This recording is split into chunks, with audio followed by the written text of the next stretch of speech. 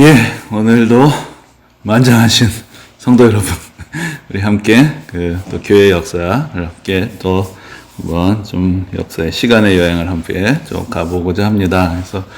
그래서 원래 우리가 전체 10번으로 좀 계획을 했었는데 다음 주에는 정교인 수련회 때문에 이제 강의가 없겠고요. 그리고 좀 5월 마지막 주에도 또 노예 행사가 있어서 이제 오늘 하고 한 주 쉬고 그 다음 주 23일까지 해서 일단은 마무리가 되겠고요. 그래서 오늘 이제 원래 처음에 2번으로 예정됐던 것을 이제 한 번에 하려고 하는데, 그래서 부흥의 시대하고 선교의 시대를 좀 연결을 해서 오늘 한번 좀 그 말씀을 드리려고 하고, 그리고 다음 주 쉬고 그 다음 주에는 이제 한국교회사를 전체적으로 좀 초기의 역사를 중심으로 좀 개관을 하는 것으로 전체 이야기를 좀 마치려고 합니다.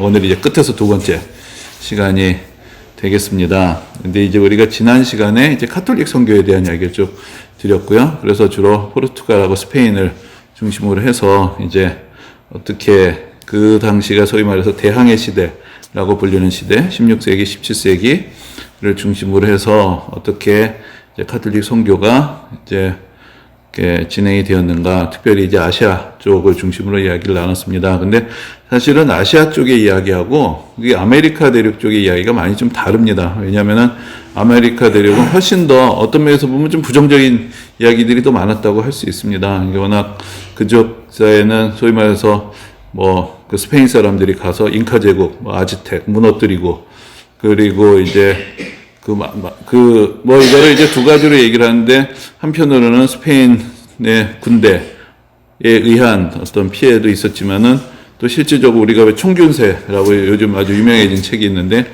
사실은 더 많은 사람이 죽은 거는 바이러스 때문이다. 이 전염병 때문이다. 그래서 훨씬 더 이제 아메리카 대륙이 그런 외부로부터 어떤 면에서는 격리되어 있는 그런 사회였기 때문에 아시아 대륙과 유럽은 사실 연결이 돼 있죠. 그러면서 사실 흑사병 같은 게 이제 대표적인 건데, 아시아의 전염병이 유럽으로 가기도 하고, 사실 많이 서로 어떤 면에서는 균을 교환하면서 상당히 이 사람들은 면역이 올라가 있는데, 이 사람들한테는 그렇게 치명적이지 않았던 병균들이 신대륙을 건너가면서 거기 이제 많은 어떤 문제들을 일으키게 되고, 그게 이제 결정적으로 그 아메리카 대륙의 원주민 수의 급감 하고 그와 동시에 이제 유럽 사람들의 이주, 이런 것들이 동시에 일어났기 때문에, 그런 면에서 이 기존에 있었던 문화가 거의 아주 갈등, 파괴, 거의 소멸에 가까울 만큼 극단적인 변화를 겪게 되는 이야기가 거기서 전개가 되고, 그게 이제 기독교 선교와 함께 이제 전개가 됐기 때문에, 사실은 그런 면에서 보면 훨씬 더 이제 부정적인 평가를 할 수 있는 부분들이 많은데, 아시아 쪽은 이제 이야기가 좀 다릅니다. 왜냐하면 그 당시 아시아는 그 전성기라고 할 수 있고요. 그래서 정말 대제국들이 곳곳에 버티고 있었기 때문에, 그렇게 서양에서 그 아시아로 진출을 해서 그렇게 대단하게 어떤 영향력을 끼칠 수 있는 상황이 아니었던 게 이제 16세기, 17세기까지 이야기였던 것이죠. 그래서 이제 그 당시에 어떤 카톨릭 선교라는 거는 상당히 어떤 제한적인 영역 안에서 또 상당히 현지 문화를 존중하면서 될 수밖에 없었고, 그리고 위로부터의 선교, 그러니까 그 현지의 어떤 지도자들하고 좋은 관계를 맺어서 그 어떤 허락되어 있는 그 한계 안에서 이루어지고, 서양의 어떤 경제적인 침탈이라 할 수 있는 것도 사실은 기존의 아시아의 무역로 안으로 끼어 들어가서 거기서 이제 이익을 얻게 되는 그런 구조였기 때문에, 우리가 생각하는 것처럼 서세 동점의 시대, 그래서 서양에서 아시아로 탁 쳐들어가서 다 무너뜨리고 서양의 문화를 강요하고 이럴 수 있는 상황이 아니었던 것이 이제 16세기, 17세기의 상황이었습니다. 그것도 결국은 지배자들하고 틀어지게 되면은, 그래서 중국에서도 그랬고, 또 일본에서도 그랬고, 어떤 면에서 인도에서도 좀 그랬다고 할 수 있는데, 그러면 선교적인 어떤 그 역량 자체가 상당히 이제 축소가 되거나 큰 박해로 이어지게 되는 이제 그런 이야기들이 이제 아시아에서 전개가 되고 있었습니다. 그런데 이제 오늘 이제 보고자 한 얘기는, 그럼 그게 이제 스페인, 포르투갈을 중심으로 했던 그 당시 선교의 그림이라면은, 개신교는 그 시대에 뭘 하고 있었냐라는 것이죠. 근데 이제 우리가 지난 시간에도 잠깐 말씀을 드렸지만은, 개신교 입장에서는 16세기, 17세기라는 것이 어떤 해외 선교를 할 수 있는 상황이 아니라 유럽 안에서 결국은 개신교 어떤 개혁 운동의 결과로 유럽 안에서 어떻게 자리를 잡고 생존하느냐. 이제 그것이 이제 첫 번째 과제였다고 할 수가 있고요. 그리고 이제 또 다른 차이가 그러니까 개신교 종교개혁의 중심지였던 나라들이 이제 독일이나 영국 같은 나라가 되는데, 그런 나라들은 그 당시에는 그 대항해 시대의 어떤 해외 진출로부터 상대적으로 소외되어 있는 나라들이었다는 것입니다. 그러니까 카톨릭 세력이 여전히 강성했던 포르투갈하고 스페인이 주로 그 해외 진출을 했기 때문에 그것이 이제 자연스럽게 카톨릭의 해외 선교로 이어지게 됐고, 개신교 같은 경우에는 그 내적인 문제들을 해결해야 되는 부분들이 많이 있었고, 한편으로는 그것이 이제 개신교의 어떤 그 여러 가지 발전, 내적인 성수, 그것이 이제 결국은 그 안에 이제 성교에 헌신된 사람들이 그 등장을 하게 되고, 근데 그 시점이 특히나 이제 영국 같은 경우가 되면 영국은 이제 19세기가 됐을 때, 뭐 18세기, 19세기에 와서 이제 전 세계로 진출을 하게 되고, 또 결국은 이제 우리가 말하는 해가 지지 않는 나라라고 하는 식민 제국을 건설을 하게 되죠.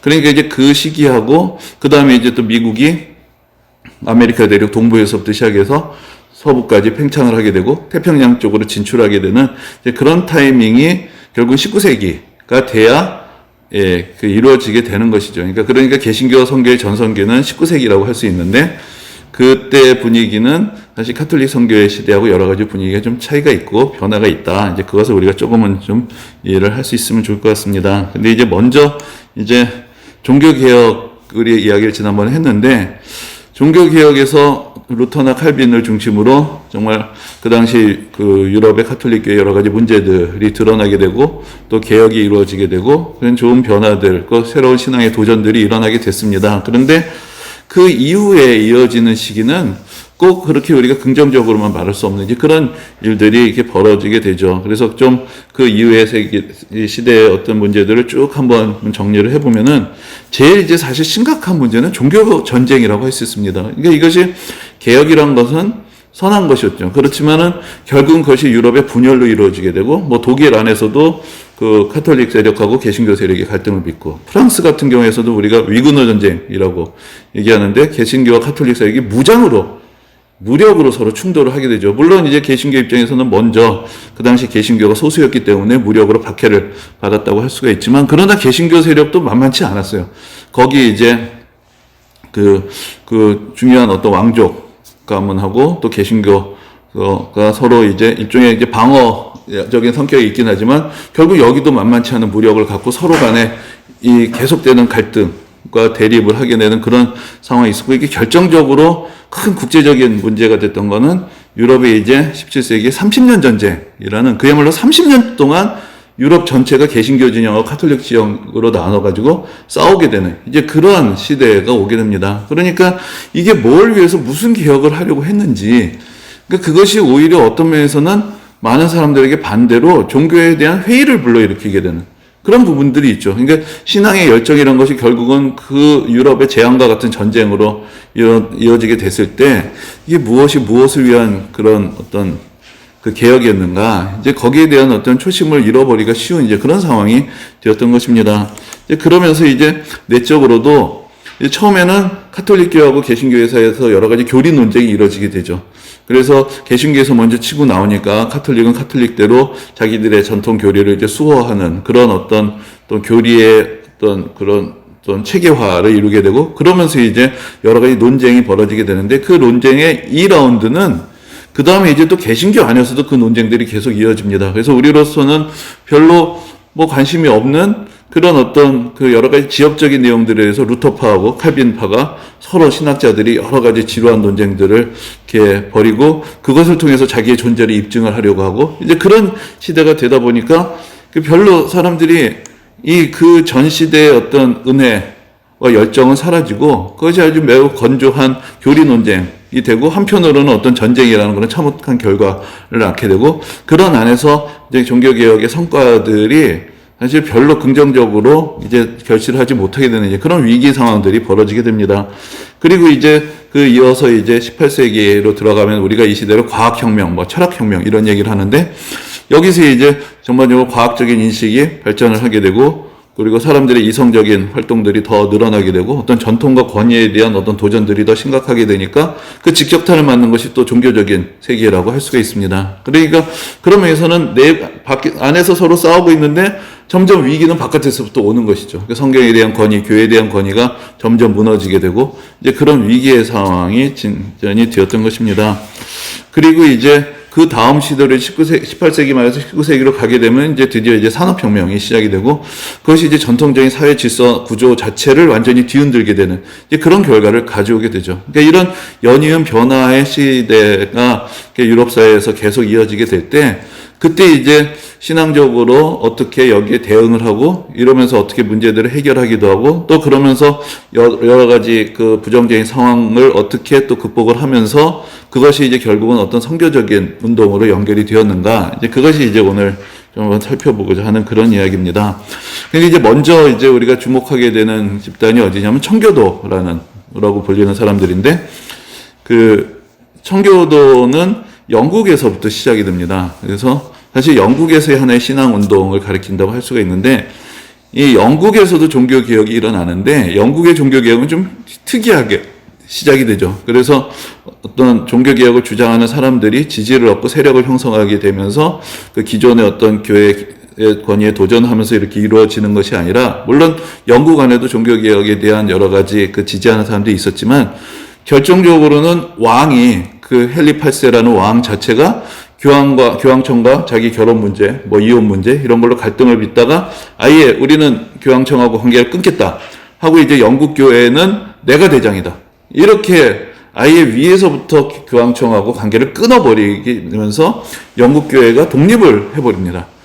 이게 그 일이 먼저 벌어지고 나서 그리고 내용이 거꾸로 채워지게 되는 것이죠. 그런데 사실 그래서 이제 나타나게 된 게 우리가 오늘 성공회라고 하는 이제 뭐 처치 오브 잉글랜드라고도 하고 앵글리칸 처치라고도 하는 이제 그러한 어떤 성공회가 등장을 하게 되는데 그래서 우리가 전 세계적으로 보면은 성공회도 개신교의 한 분파로 이제 인정을 받고 있고 또 실제적으로 그 내부적인 교리를 보면은 그 장로교의 영향을 많이 받으면서 그 교리적인 변화들이 일어나게 됩니다. 하지만 우리가 이제 소위 겉으로 보면은 잘 구분이 안 돼요.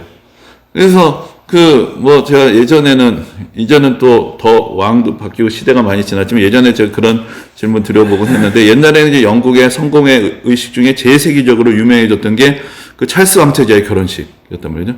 찰스 왕태자의 결혼식이 세인트폴 대성당에서 했는데 이게 우리가 볼 때는 가톨릭이에요. 그러니까 우리가 보는 관점에서 다 화려한 주교들 다 앉아있고 그런 가톨릭 예식 같지만 이게 성공회라던 거죠. 근데 성공회라는 거는 포기하기 어려운 게 결국 왕을 중심으로 이루어져 있는 책이기 때문에 그런 어떤 질서, 권위, 전통, 또 겉으로 드러나게 되는 화려함 이런 것들이 그대로 남아있어요. 그러니까 어떤 면에서 보면 형식적으로는 카톨릭적인 형식을 상당 부분 수용을 하면서 그러면서 이제 개신교적인 교리적인 변화를 하는 그러니까 좋게 말하면 어떤 중도적인 성향이었다고 할 수가 있습니다. 그래서 이제 그런 면에서 볼 때 이 영국의 국교회, 이 성공회 개혁이 이게 개혁이냐? 거기에 대해서 불만을 갖는 사람들이 나왔던 것이죠.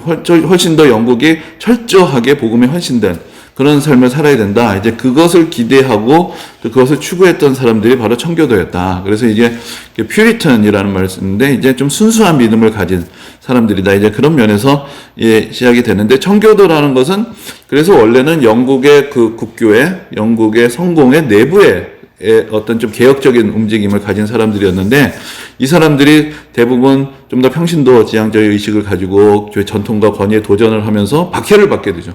그러면서 이제 점점 이제 교회 안에서 밀려나게 되는 이제 그런 결과들을 갖게 됩니다. 그런데 이제 이 청교도가 자기의 어떤 신앙을 방전시키는 때 제일 큰 영향을 주었던 것이 이제 칼빈의 장로교의 신앙의 영향을 많이 받게 되고 그러면서 어떤 하나님의 전적인 주권, 하나님의 영광, 그 다음에 인간의 죄성, 이런 부분들이 좀 더 강조가 되는 이제 그런 신앙의 형태들을 갖춰가게 됩니다.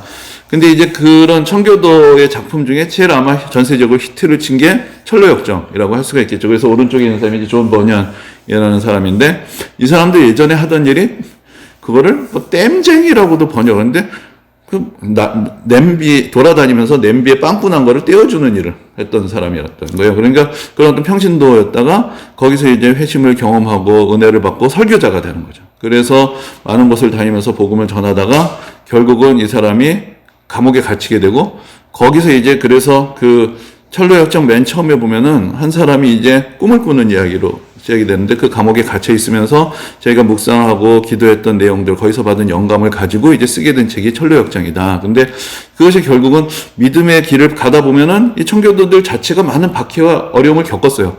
그러니까 그게 이제 철로역정이라는 책이 갖고 있는 어떤 중요한 상징이 뭐냐면은 예수 믿기 전에 삶에서 어떤 예수 믿기까지의 삶이 아니라 사실은 이미 신앙을 가지고 있지만 더 하나님 나라에 가기까지의 성도의 삶 자체가 하나의 역경이고 그 가운데서 우리가 신실한 믿음을 이제 지키기 위한 하나의 싸움이고 그러한 여정으로서 신앙의 길을 보여준다는 것이죠. 거기에 이제 청교도적인 신앙의 아주 중요한 특징들이 나타나고 그 가운데서 자기의 믿음을 지키고 이 세상 속에서 살아가지만 그러나 이 세상 속에서 하나님 나라를 바라보면서 이 세상과 타협하지 않고 그 믿음을 지키고자 하는 그런 모습들, 근데 그 가운데 나타난 여러 가지 유혹들, 이제 그런 것과의 싸움으로서의 하나의 신앙의 여정, 이런 것들이 이제 철로역정이라는 책이 잘 나타나 있는 것을 볼 수가 있습니다. 근데 이제 이러한 박해받던 청교도들 중에 일부가 그래서 영국에서 떠나서 먼저 이제 네덜란드로 이주를 하게 됐고 거기서 이제 신대륙으로 가는 배를 알게 돼서 그 사람들이 이제 신대륙으로 가게 되죠. 이 사람들이 탔던 배가 이제 메이플라워라는 배를 타고 근데 그 배가 청교도들만 타고 있었던 건 아니에요. 그러니까 사실은 우리가 미국은 뭐 청교도 신앙에서 세워졌다 뭐 그런 얘기를 하는 분들도 있지만은 사실은 아주 다양한 지역에 다양한 사람들이 신대륙으로 가게 됩니다. 근데 이제 그 중에 눈에 띄는 그룹들이 몇 그룹 있는데 그 사람들이 이제 종교적인 박해를 피해서 갔었던 사람들이었죠.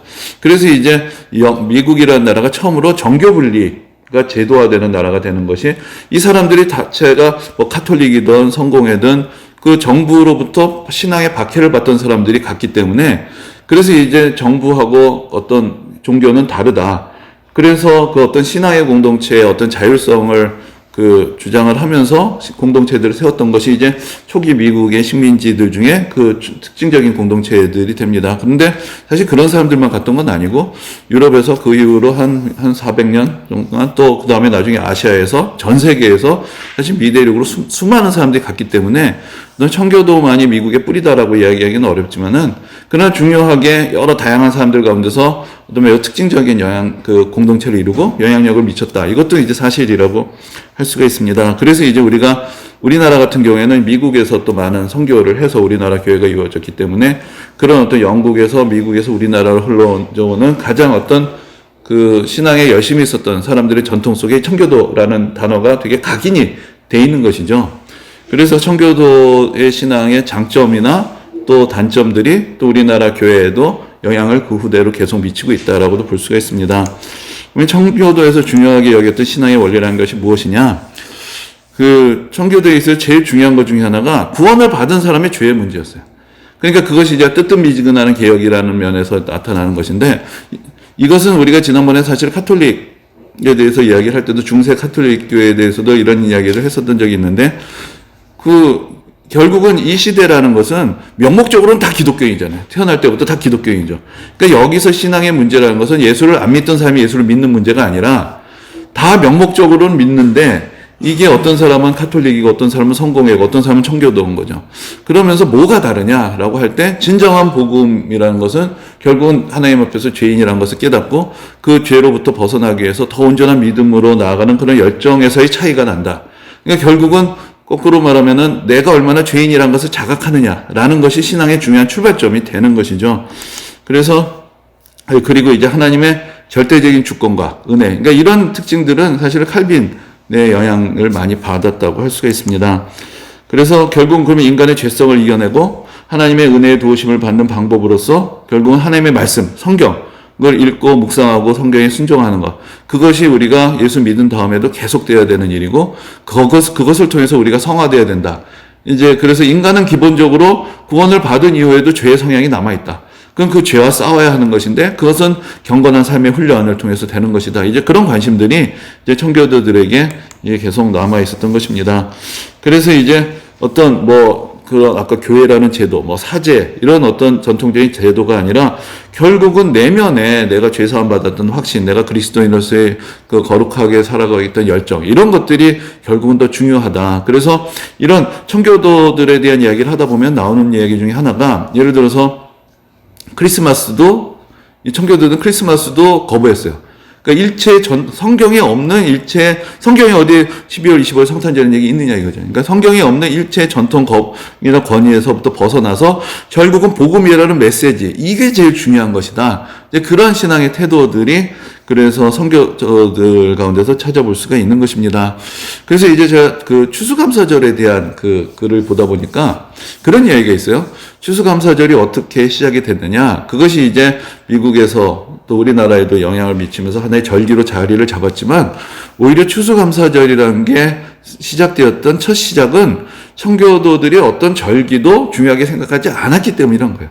그러면은 뭐냐. 그래서 청교도들은 어떤 반복되는 절기는 카톨릭에서 온 거라고 생각을 하고 그 대신에 어떤 국가적인 위기가 있을 때는 기도의 날, 또 큰 은혜와 감사가 있을 때는 감사의 날, 이렇게 그때 정해야 된다고 생각을 했다는 거예요. 그러니까 해마다 어떤 형식적으로 어떤 별로 감사할 것도 없는데 감사절을 하고 별로 그냥 기도하고 싶은 마음도 없는데 기도하고 이게 아니라 정말로 국가적인 위기가 있을 땐 기도의 날을 선포하고 모든 성도들이 다 기도를 하고 정말로 기쁘고 감사한 일이 있을 땐 이날은 감사하고 그래서 어떤 날을 정하는 그런 전통이 있었다는 것이죠. 그러니까 이제 그 청교도들이 처음에 이제 미국으로 건너갔을 때 거기서 혹독한 1년을 겪고 많은 사람들이 죽고 그 낯선 땅에서 결국은 한 해를 버티게 됐을 때 그 1년을 지낸 것을 감사해서 우리가 이 날을 감사날로 정하자 하고 이제 예배를 드리고 뭐 그 당시 얘기들을 하면은 자기들을 도와줬던 그런 원주민들을 초대해서 같이 이제 식사를 하고 했던 것에서부터 이제 추수감사절이 시작됐다는 것이죠. 근데 그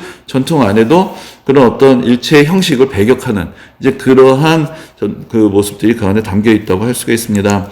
그리고 이제 청교도 하면은 아주 그 후대까지 각인된 하나의 이미지가 있어요. 다 올 블랙. 그러니까 되게 검소하게 살아가고 그런 어떤 소박하게 살아가는 그런 삶. 그리고 인간의 어떤 그런 그 욕구, 그런 어떤 화려하고 싶고 어떤 소유하고 싶고 그런 욕구들을 되게 절제를 하는. 근데 이제 그것이 이제 조금 뒤로 가면은 절제하는 것이 아니라 억누르는. 그렇게 사실 이해가 되기도 하고 그래서 이제 청교도에 대한 좀 부정적인 이미지들이 되게 엄격하고 그러다 보니까 좀 나쁘게 말하면 또 하나의 위선적이고 겉으로는 그렇게 막 도덕적인 것 같지만 뒤로는 그래서 그걸 이제 유럽 사람들이 미국 사회를 얘기할 때 비판하는 점 중에 하나이기도 해요. 되게 청교도인 것 같은데 한꺼풀만 들어가면 별의별 일들이 다 상업화되어 있는데 되게 마치 청교도적인 그 삶의 어떤 외향이 있다. 유럽 사람들은 그냥 대놓고 자기의 욕망을 추구를 하는데 미국 사람들은 아닌 척 하는데 한꺼풀만 들어가면 더해.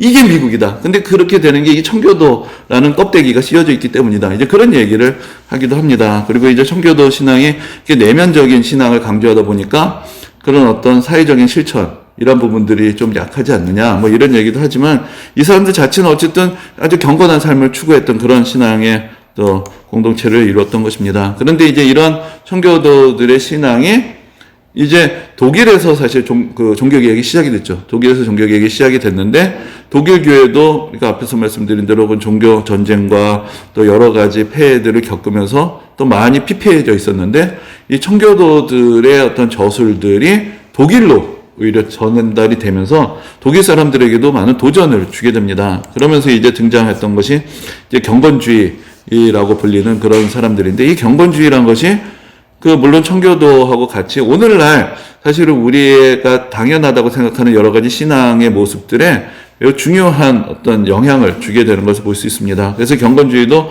독일 교회에서 처음에 루터의 시대에는 개혁의 열정이 넘쳤지만 그것이 사라지고 어떤 교리 논쟁과 형식주의, 그리고 예전에 루터의 시대에는 사실은 그 종교 개혁이라는 것은 자기가 목숨을 거는 행위였어요. 그런데 이제는 루터파라는 것이 거의 독일의 대다수를 차지하게 되고 루터파 교회가 거의 독일의 국교회나 마찬가지 지위를 갖게 되니까 이젠 오히려 목회자들도 훨씬 더 생활도 안정화가 되고 성도들도 그런 더 이상의 어떤 신앙의 열정이 없이 안주하게 되는 이제 그런 문제들이 있을 때 이 청교도들의 영향 또 그 안에서 각성한 사람들이 우리가 복음 앞에서 이렇게 살아서는 안 된다라는 이제 그런 좀 더 믿음의 도전이 시작이 되었던 것이죠. 그래서 그런 자꾸 목회자들이나 성도들이 세속화되는 그런 현상에 대해서 이제 저항하는 이제 그런 어떤 믿음의 각성들이 일어나게 됩니다. 그래서 여기서도 이제 중요하게 생각했던 것이 그런 외적인 형식이 아니라 내적인 경건과 신앙의 실천. 이제 거기에 대한 어떤 구체적인 강조, 특별히 이제 자기의 내적인 어떤 감화나 체험, 이런 것들이 더 강조가 되고, 실제적으로 성경을 읽고, 그 안에서 내가 은혜 받는 그런 공동체, 소모임들, 이런 것들이 이제 강조가 되는 것을 볼 수가 있습니다.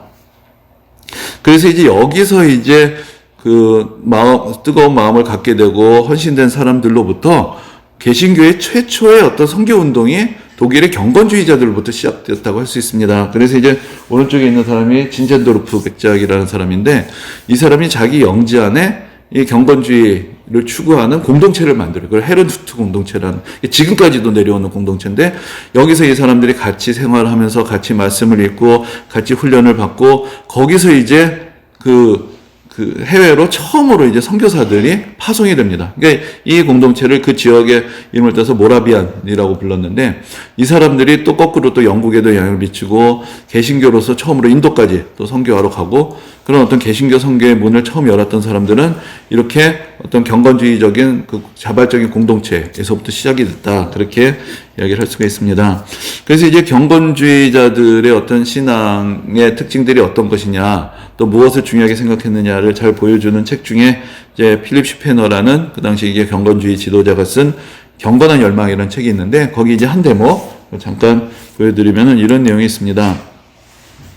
마지막 심판 때 우리가 얼마나 배웠고 우리의 지식을 세상 앞에 나타내었는가, 그렇지 않은가 하는 것으로 심판받지 않는다는 것을 기억합시다. 어느 정도 우리가 사람들의 인기를 누렸으며 그 인기를 유지하는 법을 알았는가, 우리가 얼마나 영예롭게 높아졌으며 세상에서 얼마나 큰 명성을 남겼는가, 또는 얼마나 많은 재물을 우리 자녀들을 위해 축적하였는지, 그렇게 해서 어떤 축복과 저주를 불러들였는가 하는 것으로 심판받지 않는다는 것을 기억합시다. 하나님 앞에서 중요한 것은 이런 게 아니라는 거예요. 그럼 뭐가 중요한 것이냐? 그 대신에 우리가 신문받을 내용은 얼마나 신실하게, 그리고 얼마나 어린아이와 같은 마음으로 하나님의 나라를 확장하려고 힘썼는가, 세상의 조롱을 받으면서 자기를 부인하고 자기 십자가를 지고, 그리고 우리 주를 본받는 가운데 얼마나 순수하고 경건한 가르침으로 청중들에게 교훈을 주려고 하였으며, 소중한 모범으로서 얼마나 저들을 교화시키려고 하였는가, 얼마만한 열심으로 우리의 잘못되고 사악한 삶에 대해 맞서 싸웠는가, 또는 얼마만큼의 오래 참음과 기쁨으로 명백히 불경한건한 세상 또는 거짓된 형제들에 의해 우리에게 가해진 박해나 대적을 견디어내었고, 그런 고통 중에 우리의 하나님을 찬송하였는가 하는 것이라는 점을 기억합시다. 그러니까 내가 예수 믿어서 여기서 잘 살고 형통하고 이거 아무것도 아니란 말이에요. 내가 믿음을 지키면 불경건한 세상으로부터 공격도 받고 비난도 받을 수 있어요. 근데 내가 그걸 끝까지 어떻게 정말 얼마나 신실한 믿음을 가지고 그것들을 견뎌내고 그러면서 끝까지 믿음을 지켜내었는가, 이것을 하나님은 우리에게 물으시는 것이다. 이제 여기에 이제 신앙의 본질이 있다. 이것은 사실은 전에 그 칼빈의 글 중에서 몇 가지 이제 우리가 나눴던 적이 있는데, 거기도 나와 있는 내용들이에요. 루터도 사실 그런 얘기를 했습니다. 근데 사실 이게 뒤로 가면 갈수록 잊혀지는 정신 중에 하나라는 생각이 들어요. 사람들이 다 신앙생활 하면서 세상에서도 뭔가 이루어져야 되고, 그게 안 되면 다 시험 들고 이런 것들이 자꾸 일어나는 게, 사실은 종교개혁자들의 믿음의 핵심에는 사실은 이 세상에서 내가 무엇을 얻을 수 있느냐에 있지 않고, 정말로 내가 하나님의 나라를 위해서 얼마나 자기 십자가를 지고 자기를 부인하는 믿음의 삶을 살았는가, 이거를 청교도들도 추구했고 경건주의자들도 추구를 했는데, 이런 신앙의 정신들이 사실은 계속해서 어떤 기독교 신앙의 핵심으로 또 이어지는데, 또 이런 어려움들이 있었다라고 볼 수가 있습니다. 근데 그것은 이제 그 다음 시대의 장점과 단점하고 서로 연결이 되는 것인데요. 근데 이런 경건주의 신앙의 그래서 어떤 큰 원리들을 세 가지로 정리를 해보면은 성경에 대한 강조가 있습니다. 이것은 사실 종교개혁의 실질적인 결과인데, 성도들이 직접 성경을 읽고 묵상해야 하고, 특별히 서로 받은 은혜를 나누는 모임들에서 자신이 받은 은혜를 전할 수 있어야 된다. 이제 그런 그 중요한 강조점이 있습니다. 그러니까 이것이 그 이후로 사실 개신교 공동체에서 어떤 여러 가지 소그룹 운동으로 바로 연결이 되는 것이죠. 그래서 내가 각자가 받은 은혜를 각자가 서로 나누는 공동체, 그것이 이제 신앙에서 필수적이다. 그리고 어떤 설교를 듣는 그런 예배가 아니라 내가 직접 말씀을 읽고 은혜를 받고 그것을 나누는 소그룹 공동체들이 사실 여기서부터 이제 시작이 됐다라고 할 수가 있습니다. 그리고 이제 여기에 이제 전제가 되어 있는 또 다른 강조가 평신도들의 참여가 되는 것이죠. 그래서 신앙의 주체가 되고 복음을 전하고 믿음의 삶을 권면하고 기도에 힘쓰고 적극적으로 교회 생활하는 어떤 평신도 공동체. 그러니까 그것이 이제 이전에 카톨릭 시대에는 사제와 수도사들의 공동체였어요. 그러니까 일반 평신도들이라는 것은 별로 신앙에 열심을 낼 이유가 없는 사람들이죠. 근데 이제 루터나 칼빈 시대만 해도 이제 그 틀을 벗어나려고 했지만 사실은 여전히 그 틀 안에서 그 목회자들 중심의 공동체에서 별로 벗어나지 못했었는데 이제 경건주의 시대에 와서 정말로 중요한 것이 성도들 한 사람 한 사람이 말씀을 읽고 은혜 받고 깨어나고 그것을 나누고 실천하는 것이다. 그것이 실제적인 공동체로서 이제 나타나기 시작했던 것을 볼 수가 있습니다. 그리고 그와 더불어서 이제 믿음의 징표를 사랑으로 나타나고 특별히 이제 계속 경건주의에서 많이 나오는 얘기 중에 하나가 불신자들에게 삶의 모범을 보여준다. 또 불신자들의 어떤 박해나 여러 가지 또 공격에 대해서 그것을 기쁜 마음으로 그것을 감내해내고 그러면서 믿음을 지킨다. 이런 이야기들이 사실 계속 나오는 것을 볼 수 있습니다. 그러니까 그것은 다시 말하자면은 사실 이 시대의 불신자라는 것이 명목상으로 완전히 이 기독교하고 다른 종교를 믿는 사람들은 아니에요. 하지만 그냥 전통적인 틀 안에 갇혀 있으면서 이 유별난 사람들이라고 손가락질하고 또 사실상 명목상으로는 기독교인의 이름을 갖고 있지만 사실은 신앙에서 떠난 많은 사람들이 나타나기 시작했던 것이죠. 이제 그런 갈등 가운데서 어떻게 해야 그 사람들을 돌이킬 수 있느냐? 그것은 신앙의 징표로서의 사랑의 실천이다. 이것이 이제 경건주의에서 나오는 또 다른 어떤 그 흐름 중에 하나가 우리가 이번에는 자세하게 다루는 건 아닌데 소위 말해서 어떤 디아코니아 운동, 어떤 섬김과 봉사의 운동, 이제 그런 가지가 또 여기서 이제 전개가 됩니다. 그래서 교회를 통해서 많은 지역의 어려운 사람들을 돕고 섬기는 이제 그런 운동으로도 쭉 하나의 축이 이제 이어지게 되는 것을 볼 수가 있습니다. 근데 이제 이러한 청교도나 경건주의 운동이라는 것은 여전히 소수의 공동체의 사람들이 각성을 해서 시작된 운동이었어요. 그래서 사람들이 그 교회 안에서 또 그런 하나의 소그룹으로서 또 뜻 있는 사람들이 같이 모여서 더 기도에 힘쓰고 말씀을 읽고 묵상하고 그러면서 이제 도전을 받는 공동체들, 그래서 아까 말씀드린 어떤 헤르누트의 모라비안 공동체처럼 그렇게 자기들끼리 어떤 마을을 이루기도 하고, 이것이 어떤 큰 어떤 교계 전반에 영향을 미친 사건들이 아니라 조금 더 열심히 있는 소수의 사람들에 의해서 시작되었던 이제 그런 운동이라고 할 수 있습니다. 근데 이제 그 다음에 큰 변화가 일어나는 것이 이제 소위 말해서 부흥운동의 시대가 시작이 되는 거예요. 우리가 아는 어떤 부흥회라는 것이 이제 18세기 말에서부터 시작이 되죠. 여기서는 어떤 소수의 사람들이 말씀을 읽고 모이는 게 아니라 대규모의 집회들, 수천 명, 수만 명 사람들이 모여가지고 같이 은혜 받고 한 번에 몇백 명, 몇천 명이 회심을 하고 이런 일들이 일어나는 것이 이제 그 다음 시대에 불이 붙으면서 시작이 되는 것입니다. 그래서 이제 이런 청교도와 그 경건주의의 시대를 거치면서 본격적으로 부흥의 시대가 오는 것인데, 이것이 어떤 면에서는 좀 놀라운 이야기라고 할 수 있습니다. 왜냐하면은 우리가 앞에서 말씀드린 대로 외적인 상황들은 사실 별로 좋지가 않았어요. 그 과학혁명, 철학혁명, 또 여러 가지 산업혁명 이런 것들이 인간이 하나님을 전적으로 의지할 필요가 없다. 인간이 충분히 자기 힘으로 자기 운명을 개척할 수 있다라는 생각들이 점점 더 확산되고 있는 그 시대에 거꾸로 오히려 부흥의 시대가 같이 오게 됐다라는 것이죠. 그래서 이제 그 부흥의 시대의 의미를 어떻게 봐야 되느냐. 근데 이제 부흥의 시대가 주로 이제 18세기 중반에서부터 영국과 미국. 근데 그 당시에 18세기에는 아직 미국이 독립하기 전이죠. 그러니까 이제 그 당시는 이제 미국이란 하나의 나라가 아니라 영국의 식민지였던 어떤 아메리카에 있는 식민지를 중심으로, 그러니까 어떤 면에서는 서로 영향력을 쉽게 주고받을 수 있었던 그런 그 공간이라고 할 수가 있고요. 그래서 영국과 미국, 이 대서양 양안에서 대규모의 각성과 회심을 동반한 그런 부흥 집회들, 부흥 역사가 일어나기 시작을 합니다. 그래서 이제 그것을 영국에서는 대개 어떤 복음주의 부흥운동 이런 식으로 부르고요. 미국에서는 대각성 운동이라는 그런 표현을 쓰게 됩니다. 근데 여기서 이제 특징들이 대중적이면서 개인적이다. 그러니까 이 대규모의 집회들이 일어나게, 사람들이 모이게 되고 거기서 같이 찬양하고 같이 기도하고 같이 말씀 듣고 같이 울고 같이 회개하고 이런 일들이 일어나게 돼요. 그리고 여기서 개인적이란 것은 내가 어떤 옛날에 그 이전의 신앙은 그냥 대대로 내려오는 신앙이죠. 내가 개인적으로 어떤 각성을 하고 내가 어떤 감정적인 변화를 일으키는 것이 아니라 그냥 우리 지역이 그 개신교 지역이에요. 그러니까 독일 같은 경우에도 그런 거거든요. 영주가 루터를 지지하면은 그 영지는 다 그다음부터 개신교예요. 그럼 이 사람들은 자기가 선택한 게 아니죠. 그런데 이제 이 시대에 오면은 이게 그러니까 시대가 점점 변화한다고도 할 수 있습니다. 그러니까 앞에서 말했던 어떤 철학혁명, 과학혁명, 여러 가지 사회적인 변화들이 무관한 것이 아닌 것이 그러면서 점점 사회가 어떤 공동체적인 사회에서 개인적인 사회로 변화하게 되는 것이고 그래서 이제 우리가 이 사람들 대중이라고 하는 것은 그런 어떤 집단의 공통분모가 없어지고 개인들의 연합 이런 면에서의 대중이라고 불린 사람들이 나타나고 이 사람들이 이제 자기 각자의 개인적인 주체성을 가지고 자기가 느끼고 경험하는 그런 신앙의 세계 그것을 추구하게 되는 것입니다. 그래서 여기서 중요한 것이 어떤 외적인 형식이 아니라 되게 체험적인 신앙이 강조가 되는 이제 그런 특징들이 나타나게 되고 사실은 이런 부흥운동의 전통이 오늘날까지도 이어진다고 할 수가 있습니다. 그래서 진정한 신앙이라는 것은 무엇이냐? 내가 체험이 있어야 된다. 어떤 뜨거움이 있어야 된다. 이제 그런 이야기들의 원형이 사실 이 시대부터 시작이 되는 것이죠. 근데 이 시대가 그 전 시대에 보면 어떤 면에서는 훨씬 좀 감각적인 시대라고 할 수가 있어요. 감정적인 시대라고 할 수가 있고 그 이전 시대만 해도 훨씬 더 좀 지적인 시대였고 그거는 다른 말로 하면 소수의 엘리트 중심의 신앙운동이었다면은 여기서 어떤 대중운동으로 전환이 되면서 그 대신에 훨씬 더 좀 감정적인 체험이 중요한 시대는 이제 그런 시대랑 연결이 됐다라고 볼 수가 있습니다.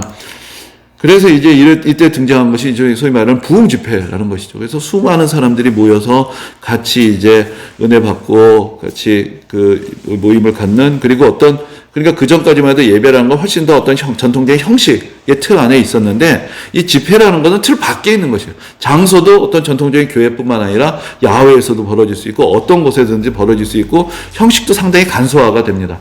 그래서 그냥 찬양하고 기도하고 말씀 듣고 뭐 이러면 되는 거죠. 그래서 사실 우리나라의 전에 예배에 대해서 말씀을 드릴 때도 한번 뭐 그런 기회가 있어서 전 말씀을 드렸던 적이 있는데 우리나라의 지금 예배의 순서가 실은 그 장로교 전통 예배 순서보다 훨씬 더 간소화된 거예요. 그러니까 원래 칼빈 시대에 했던 예배 순서 우리가 그대로 가져오면요 많은 분들이 이거 카톨릭이야? 할 거라고 생각할 것 같아요. 그냥 루터교에도 지금도 루터교의 전통대로 예배 드리는 교회 가면요 이거 완전히 카톨릭 같아요. 그러니까 종교개혁 초기에는 사실 예배의 형식이라는 것이 그렇게 다르지 않았습니다. 근데 이제 우리가 생각할 때 예배라는 거 되게 설교 중심의 예배, 뭐 기도하고 찬송하고 설교하면 그 예배다. 이런 생각은 이 부흥 집회의 시대부터 오는 것입니다. 그러니까 부흥 집회의 시대에 사람들이 어떤 형식화된 전통 교회에서 은혜를 받는 게 아니고 그런 집회에서 은혜를 받으니까 그게 예배고 그 예배에 대한 어떤 원형 자체가 변화가 되는 것이고 그러니까 이제 우리나라 같은 그 선교지에서는 그런 어떤 적당하게 조율이 된 그런 예배가 들어와서 자리를 잡게 된 것이죠. 그리고 이제 이 시대에 또 하나의 문화적인 어떤 특징이 있다면 원래 종교개혁의 중심지는 독일이었죠. 독일이었고 또 그 이전에 카톨릭 세계에서는 이탈리아, 프랑스, 뭐 아니면 스페인 이런 데가 이제 기독교 세계의 어떤 중요한 역할을 했는데 이제 영국과 미국이 개신교 세계 또 더 나아가서 기독교 세계에서 가장 영향력 있는 그러한 교회로 또 퍼져나가게 됩니다. 그러다 보니까 이제는 특히나 요즘에 와서는 이 영어가 마치 기독교의 언어처럼 되어버렸어요. 그래서 이제는 모든 기독교적인 행사들, 국제적인 행사들, 당연히, 물론 영어가 세계적인 언어가 되어서도 그렇지만은 우리가 다 한국에서 내가 조금 관심있어 영어 성경을 봐야 더 좋은 것 같고, 뭔가 영어권의 믿음이 하나의 표준이 된 것 같고, 이제 그런 생각들이 들기 시작하는 것이 사실은 이 시대의 어떤 부흥운동, 그것이 또 전 세계 이 부흥운동의 결과로 이제 헌신하게 된 선교사들이 또 영국, 미국 중심으로 전 세계에 퍼져나가게 되고, 이런 영향들이 이제 영국과 미국이 기독교 세계에서 독일을 이어서 또 중심지로서 이제 등장하게 되는 이제 그런 전환을 가져왔다고 할 수가 있습니다. 근데 이제 이런 어떤 부흥 운동에, 그러니까 앞에서 우리가 말했던 청교도나 그 경건주의 운동의 영향이 있어요. 근데 이것이 이제 대규모의 부흥 운동으로 나타나게 되는데 결정적인 역할을 했던 사람이 존 웨슬리이고 감리교 부흥 운동이라고 할 수 있습니다. 그래서 이제 웨슬리 자신은 청교도와 경건주의의 영향을 직접 받았던 사람이에요. 그러니까 아버지가 청교도의 영향을 받은, 그러나 물론 성공의 아내, 아까 말씀드렸지만 청교도라는 건 하나의 운동이기 때문에 이 사람들 성공의 아내도 있고 밖에도 있었어요. 근데 이제 성공의 목회자로서 청교도의 영향을 많이 받고 경건한 삶을 살고자 했던 그런 목회자 가정에서 태어났습니다. 그래서 이 웨슬리의 어머니가 참 그것도 어떤 교단의 장벽이 있는 것 같아요. 그러니까 감리교회만 가면 웨슬리 어머니 이름을 다 합니다. 그 누군지 혹시 아세요? 수산나라고, 수산나라는 그래서 이 수산나의 자녀 교육법, 이게 감리교회에서는 되게 유명해요. 근데 장로교회에서는 또 잘 몰라요. 이게 묘한 어떤 교단의 장벽이 있는데, 그러니까 어려서부터 아주 아이들을 신앙적으로 엄격하게 키웠어요.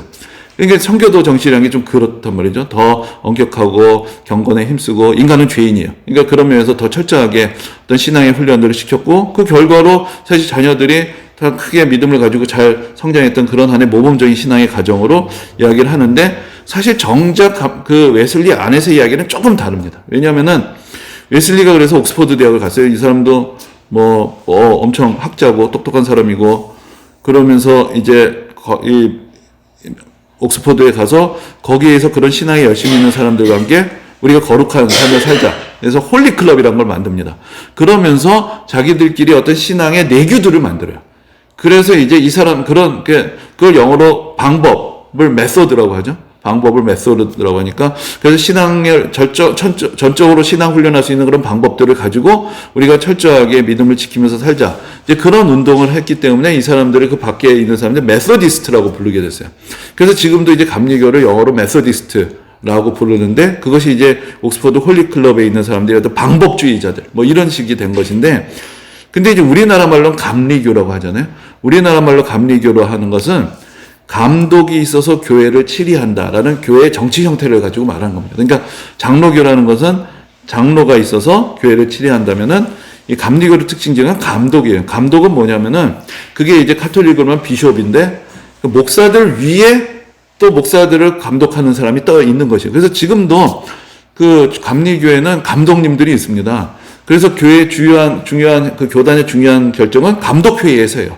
근데 이제 우리도 장로교 같은 경우에도 지역마다 노회가 있고 그 노회장이 있죠. 그런데 장로교에서 노회장은 1년마다 돌아가면서 하는 거예요.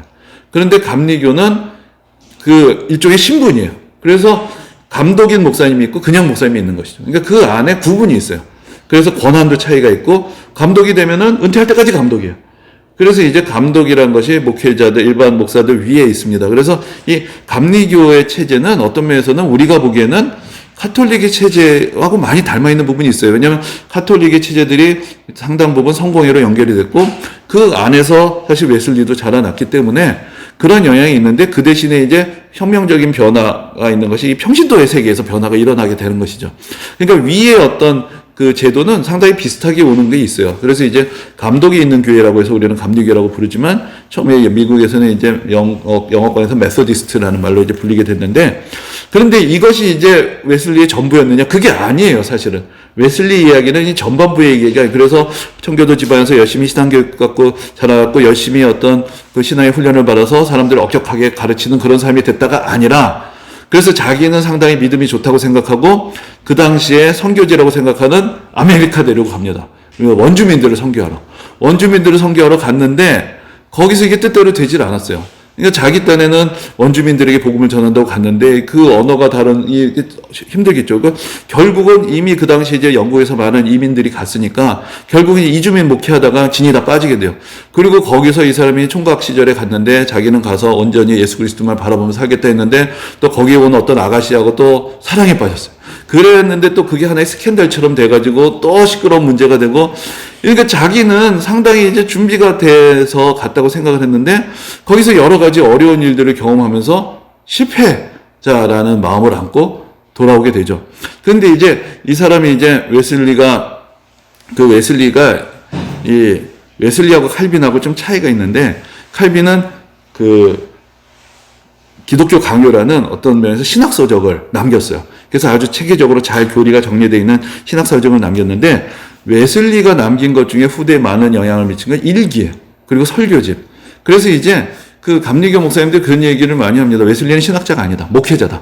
그런 얘기를 하는데, 그래서 웨슬리는 좀 여기서 이 말하고 저기서 저 말하는 경우들이 많았다는 거예요. 그러니까 칼빈 같은 경우에 그거를 하나의 책으로 집대성하면서 그러니까 논리적으로 체계적으로 정리를 하는데 평생을 바쳤다면은 이 웨슬리는 그 현장에 가서 은혜를 전하는데 훨씬 더 애를 썼기 때문에 어떤 신학으로 물론 좀 이따 보시겠지만은 감리교의 중요한 어떤 특징들이 있습니다. 하지만 웨슬리는 훨씬 더 자기 체험에 대한 기록들을 많이 남겼는데 그 웨슬리 일기에 보면은 그런 얘기가 있습니다. 예전에 아마 수예배 때인가 아마 주일에도 한번 말씀드린 적이 있는 것 같은데 이제 배를 타고 가는데 영국에서 미국으로 가는데 거기 그 독일 사람들도 있었어요. 아까 말 경건주의자들 그 안에 있었는데 이 사람들이 너무 헌신적인 거예요. 그래서 그 안에서 이미 도전을 받았는데 그런데 어느 날 풍랑이 치고 정말 죽을 것 같아요. 죽을 것 같은데 경건주의자들의 공동체 그 모라비에서 온 사람들은 같이 찬송을 하고 너무나 평안한 거예요. 그래서 당신들은 죽음이 두렵지 않습니까? 아이들도 있고 여인들도 있는데 그러니까 우리 아이들과 여인들은 죽음을 두려워하지 않습니다. 라고 얘기하는데 이 사람이 충격을 받았어요. 정말 이런 사람들이 있나? 이건 그냥 꿈에나 나오는 얘기고 인간이란 건 다 이런 건데 근데 이 사람들이 너무나 풍랑이 치는데 태평하게 있고 그거를 그냥 다 받아들인 걸 보면서 이미 여기서 도전을 받아요. 그랬는데 이제 미국에 가서 선교를 한다고 했는데 결국은 자기 어떤 내적인 갈등이나 이런 것들을 이겨내지 못하고 그래서 실패한 사람이 돼서 돌아오면서 그래서 이 사람이 경건주의 공동체에 찾아갑니다. 거기서에서 말씀을 다시 거기가 진짜였구나. 그래서 거기서 이제 위로를 받고 어떤 자기가 그동안 어떤 형식주의 때문에 자기 안에서 내면에 어떤 돌아보지 못했던 어떤 복음에 대한 어떤 열망들을 다시 찾아냈지만 그날 완전히 그 마음이 개운해지거나 확신을 얻은 건 아니었어요. 근데 이제 결정적으로 이제 웨슬리에 있어서 중요했던 날이 어느 날 이제 그 런던의 올더스 게이트라는 곳에서 어떤 그 성경 공부 모임이 있었어요. 거기 참석을 했는데 그날 이제 루터가 쓴 로마서의 주석이 있어요. 로마서에 대해 설명하는 책의 서문을 같이 읽고 있는데 확 이 안에 마치 그 어거스틴 얘기 보면 어거스틴이 로마서 읽다가 갑자기 막 회심하게 되는 것처럼 하나님의 은혜가 막 쏟아져 오는 거예요. 그래가지고 그날 밤잠을 설치고 그 은혜에 완전히 빠져들어가는 그런 경험을 합니다. 그래서 이제 감리교에서는 그런 체험이라는 게 웨슬리에서부터 확실하게 그 체험의 날이 있어요. 몇 날, 몇 월, 며칠이 있어요. 그러니까 그날 내가 완전히 새로워진 날이 있는 거죠. 그런데 여기서도 이제 중요한 게 뭐냐면, 그럼 웨슬리는 그 전에 예수를 안 믿느냐? 아니에요. 예수를 믿었어요. 예수를 믿었는데 그 하나님께서 새로운 은혜를 주셔서 완전히 하나님 나라의 기쁨을 완벽하게 경험하는 그런 또 하나의 체험이 생기게 된 거죠. 이제 그래서 그것이 이제 그런 어떤 회심의 경험 이후에 이 사람들이 이제 훨씬 뜨거운 설교자가 됐어요. 그랬는데 이제 워낙 교회 질서하고 상관없이 여러 군데 가면서 이제 복음을 전하고 하니까 이 사람이 원래는 그 성공의 목회자였지만 설교 자격을 박탈을 당해요. 너무 설친다. 너 문제가 있다. 그러니까 이 사람이 했던 유명한 얘기가 그러니까 박탈을 당하니까 자기 교구가 없죠. 그러니까 세계는 나의 교구다. 그런 얘기를 했어요. 그리고 이제 웨슬리 하면 유명해진 게 이게 말을 타고 모든 곳을 다니면서 복음을 전하고 그래서 이제 그 유명한 얘기가 있는데 그 우리나라 사람들로 치면 좀 그게 좀 자기 고향 마을에 갔는데 이 사람 설교가 금지가 돼 있잖아요. 그러니까 교회 안에서 설교를 못하고 어디서 살면 뭐냐면 자기 아버지 무덤 위에서 설교하는 얘기가 있어요. 왜냐면 자기 아버지 무덤은 자기 사유지잖아요. 그러니까 거기에서 하는 건 남들이 터치를 못해요. 그래서 자기 아버지 무덤에서 사람들을 모아놓고 거기서만 설교를 한 거예요. 그러니까 웨슬리가 가는 곳마다 사람들이 모여들고 거기서 근데 참 전 희한한 게 그 웨슬리 설교집이 있거든요. 아니 이런 설교를 하는데 사람들이 그렇게 막 울고 난리가 나고 막 몇 시간을 기도를 하고 이건 정말 성령의 역사인가? 그러니까 오늘날로 보면 그렇게 막 뭐 자극적인 설교도 아니에요. 어떻게 우리가 진실한 믿음을 가지고 살 수 있느냐? 그러니까 우리가 종의 믿음을 버리고 아들의 믿음을 가지고 살아야 되고 우리가 진정한 회심을 해야 되고 이런 얘기를 하는데 사람들이 그냥 난리가 나는 거예요. 그래서 이제 감리교회 집회의 특징이 그런 감정적인 변화, 뜨거움이 동반된 그런 예배가 이제 그런 계속 일어나는 것을 볼 수가 있고요. 근데 이제 감리교 부흥 운동에 대해서 이제 후대에 평가를 할 때 이런 얘기를 합니다. 이 시대가 언제냐면은 프랑스에서는 프랑스 대혁명이 일어나던 시대예요. 그래서 프랑스에서는 사회적인 갈등이 폭발을 해가지고 혁명이 일어나고 왕의 목을 쳤는데 영국은 물론 영국은 그 앞에 또 청교도 혁명이나 그런 여러 개의 격변이 있긴 있었어요. 근데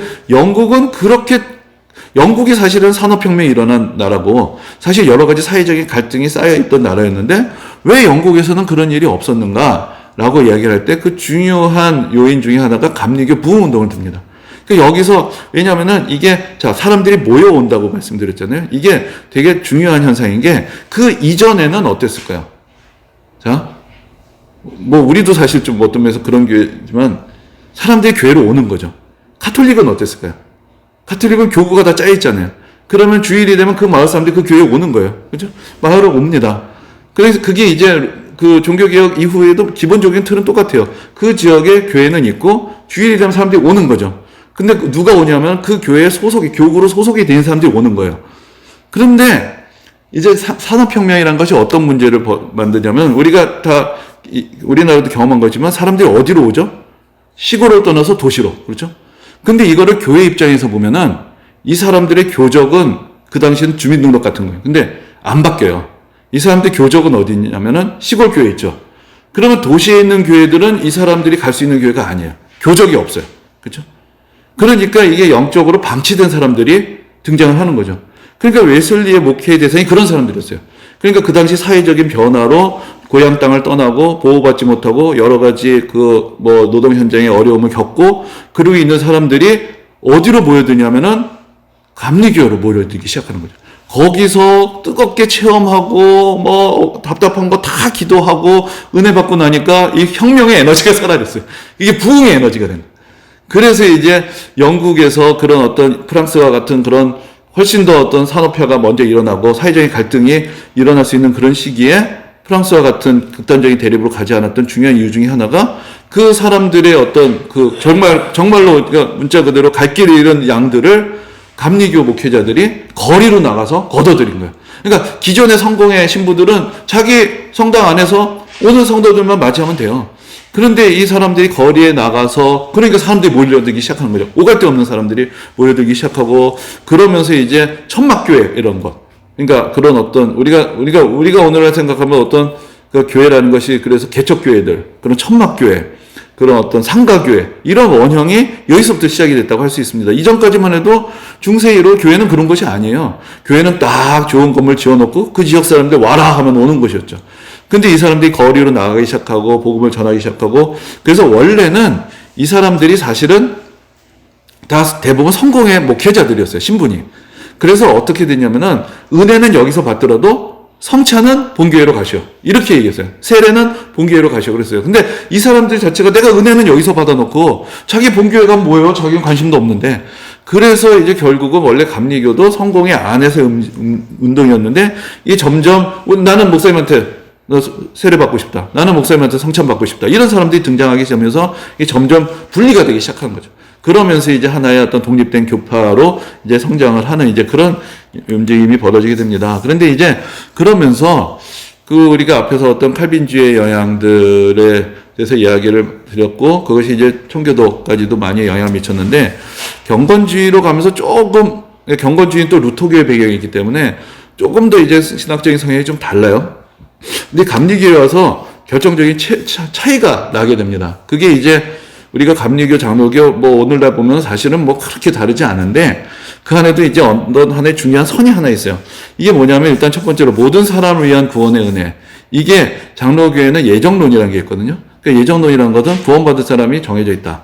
이제 그런 믿음이 있는데 그것도 지난번에 말씀을 드렸지만 그렇게 하면 쉽게 얘기할 수 있는 건 아니에요. 칼빈도 이것은 하나님의 신비다라고 이야기를 했지만 칼빈에 있어서 중요한 것은 하나님의 주권이기 때문에 결국은 구원을 받은 사람은 하나님이 정하시는 것이다라는 그런 믿음이 있었던 거죠. 근데 이제 그것을 부정적으로 보면은 누군가는 하나님이 구원받지 않도록 정하셨다라는 그런 이야기가 되잖아요. 그런데 여기에 대해서 반박을 하는 것이 감리교 전통의 신앙이에요. 그러니까 여기서는 하나님은 모든 사람이 구원을 받기를 원하시는 거고 다만 각 개인이 그 하나님의 부르심에 응답하지 않는 것이다. 이제 그렇게 이야기를 하죠. 그래서 여기 이제 묘한 어떤 차이가 있는데 웨슬리는 이렇게 생각을 했어요. 하나님이 누군가를 사랑하시지 않는다라는 말이야말로 신성모독이다. 그래서 웨슬리가 가장 좋아했던 것이 요한일서고 하나님은 사랑이시다. 하나님은 누구나 사랑하신다. 하나님이 누군가를 사랑하시지 않는다. 영원히 사랑하시지 않기로 작정하셨다는 것은 하나님의 신성은 사랑에서 나타나는데 그건 하나님의 신성에 대한 모독이다. 이제 그렇게까지 생각을 했어요. 근데 물론 칼빈의 생각은 좀 달랐죠. 칼빈의 생각은 지난번에 말씀드렸지만 어떤 사람이 믿음을 갖지 않았다라면 그 사람이 하나님의 구원하시는 의도를 거부할 수 있다는 것 자체가 말이 안 된다는 거죠. 하나님이 구원하시고 작정하시는 구원을 받는 거지. 어떻게 인간이 하나님의 의도를 거부할 수 있어요? 그렇다면은 그 신은 전능한 신이 아닌 거예요. 그러니까 루터가 생각하는, 그러니까 칼빈이 생각했던 하나님의 전능하심은 하나님의 선택에서 나타나는데, 이 웨슬리가 생각하는 하나님의 전능하심은 하나님의 모든 사람을 향한 사랑의 표현에서 나타난다. 이런 면에서 사실 차이가 있습니다. 그리고 또 하나가 어떤 그 장로교에서는 그러니까 하나님께서 모든 믿는 사람들을 예정하셨다라는 게 기본적으로 깔려 있으니까 그걸 내가 주관적으로 느끼느냐 느끼지 않느냐는 그 다음 문제예요. 그런데 감리교에서는 결국은 내가 구원을 받았다고 할지라도 그러나 성령의 충만 안에서 우리가 느끼는 어떤 그리스도인의 완전의 경험이 있다는 것, 그것을 되게 중요하게 생각을 합니다. 그래서 체험하고 회심, 그리고 그 안에서 이게 그리스도인의 완전이라는 것이 우리가 생각하면 또 그 칼빈이 말하는 성화 이상으로 부담이 되는 이야기지만, 이제 그 웨슬리는 사실은 자기가 그것을 경험했다고 생각을 했어요. 그러니까 내가 그냥 어떤 뜨뜻미지근하게 나 예수 믿어야 하고 교회의 일원이 되는 그러한 구원이 아니라 정말로 내가 기도 가운데 성령의 은혜 가운데서 내가 정말 하나님 나라의 기쁨을 여기서 완전하게 맛보는 그런 은혜의 체험이 있다. 그것이 진정으로 그리스도인을 만들어주는 것이다. 그래서 이제 여기서 그 성령 세례나 성령 충만, 이게 그래서 이 틀이 한 걸음 더 나가면 어디로 가죠? 이게 우순절교회로 가는 거예요. 그래서 사실은 그래서 이제 우리가 신학적인 어떤 흐름으로 본다면은 이 감리교에서부터 성결교에서부터 그 순복음교회까지는 크게 보면 비슷한 계열 안에 있어요. 그래서 그 원조가 되는 게 그 웨슬리라고 할 수 있고, 여기서 중요한 거는 어떤 체험인데, 다만 이제 저기 순복음교회 가면 방언이라는 걸 더 강조하는 거지만 성령 충만, 성령 세례를 강조하는 것이, 이게 뭐가 중요하면 물 세례는 내가 형식적인 구원이에요. 그죠? 내가 그냥 교회 멤버가 되는 거예요. 하지만 내가 전적으로 하나님 나라에 대한 확신을 갖고 믿음의 기쁨과 만족을 느끼고 살아가려면 그런 뜨뜻미지근한, 그냥 우리 아버지가 교회 갔으니까 나도 교회 가고 그냥 뭐 세례 받으려니까 세례 받고 이런 물 세례가 아니라 성령 세례를 받아야 된다. 이제 그것에 대해서 강조하게 되고 개인의 체험에 대해서 이야기를 하게 되는 것이죠. 그리고 우리가 앞에서 저희 청교도도 그렇지만 경건주의에서도 소그룹의 중요성이 있었는데, 거기서 이제 자발적인 소그룹의 형태가 있다면은 이제 감리교에서는 그것을 제도화합니다. 그러니까 오늘날 구역의 원류가 또 감리교에서부터 나와요. 그러니까 우리가 장로교회에 있지만 사실은 오늘날 우리가 가지고 있는 많은 신앙적인 특징, 제도적인 특징들이 사실 감리교 이후에 어떤 부흥의 시대의 영향을 받고 있는 거죠. 근데 여기서 이제 중요한 것이 앞에서도 말씀드렸지만은 시대가 달라졌어요. 그래서 한 사람 한 사람의 개인이 훨씬 더 사회적으로 중요한 존재가 되는 그런 시대가 됐죠. 옛날같이 집단적이고 어떤 귀족 사회가 아니고 그런 대중화된 사회가 되면서 신앙의 주체로서 개인들이 더 중요한 역할을 하게 되고, 그리고 이제 사회적인 문화가 조금은 더 주지적인 지적인 문화에서부터 감정적인 문화로 전환이 돼요. 이제 그러면서 어떤 감정적인 체험, 그리고 어떤 주체성, 이런 것들이 더 강조가 되는 것으로 이제 전환이 이루어지게 됩니다. 그리고 이제 앞에서 말씀드렸지만 감리교라는 말 자체는 사실은 그 치리하는 체제에서 이루어지게 되고, 그리고 여기서 이제 평신도들의 영향이 많아지게 되니까 평신도 지도자라는 개념이 생기게 되죠. 그래서 이제 감리교 같은 경우에는 위의 체제는, 요즘은 우리나라 같은 경우에는 저희 감리교나 장로교나 오히려 장로교를 하나의 틀로 해서 감리교에 가도 장로님들이 있고 막 이래요. 근데 원래 전통적인 감리교회는 훨씬 더 카톨릭에서부터 내려오는 체제하고 사제나 이런 체제들이 비슷했는데, 그 대신에 평신도 직제들이 생기게 되죠. 그 대표적인 이제 권사라는 직분이에요. 그 권사가 이제 안수받은 목회자가 아니지만 평신도들을 지도하고 평신도 공동체를 이끌어갈 수 있는 리더들이 필요해진 것이죠. 이런 것들이 예전에는 없었던 일들이에요. 그런데 이것이 이제 감리교회에 와서 이게 그런 그 평신도들의 어떤 참여나 리더십이 훨씬 더 활발하게 이루어지죠. 그래서 감리교는 남성, 여성 할 것 없이 다 권사예요. 그죠? 근데 이제 장로교에서 오히려 그래서 그 평신도 직제로서 권사를 뽑은 거예요.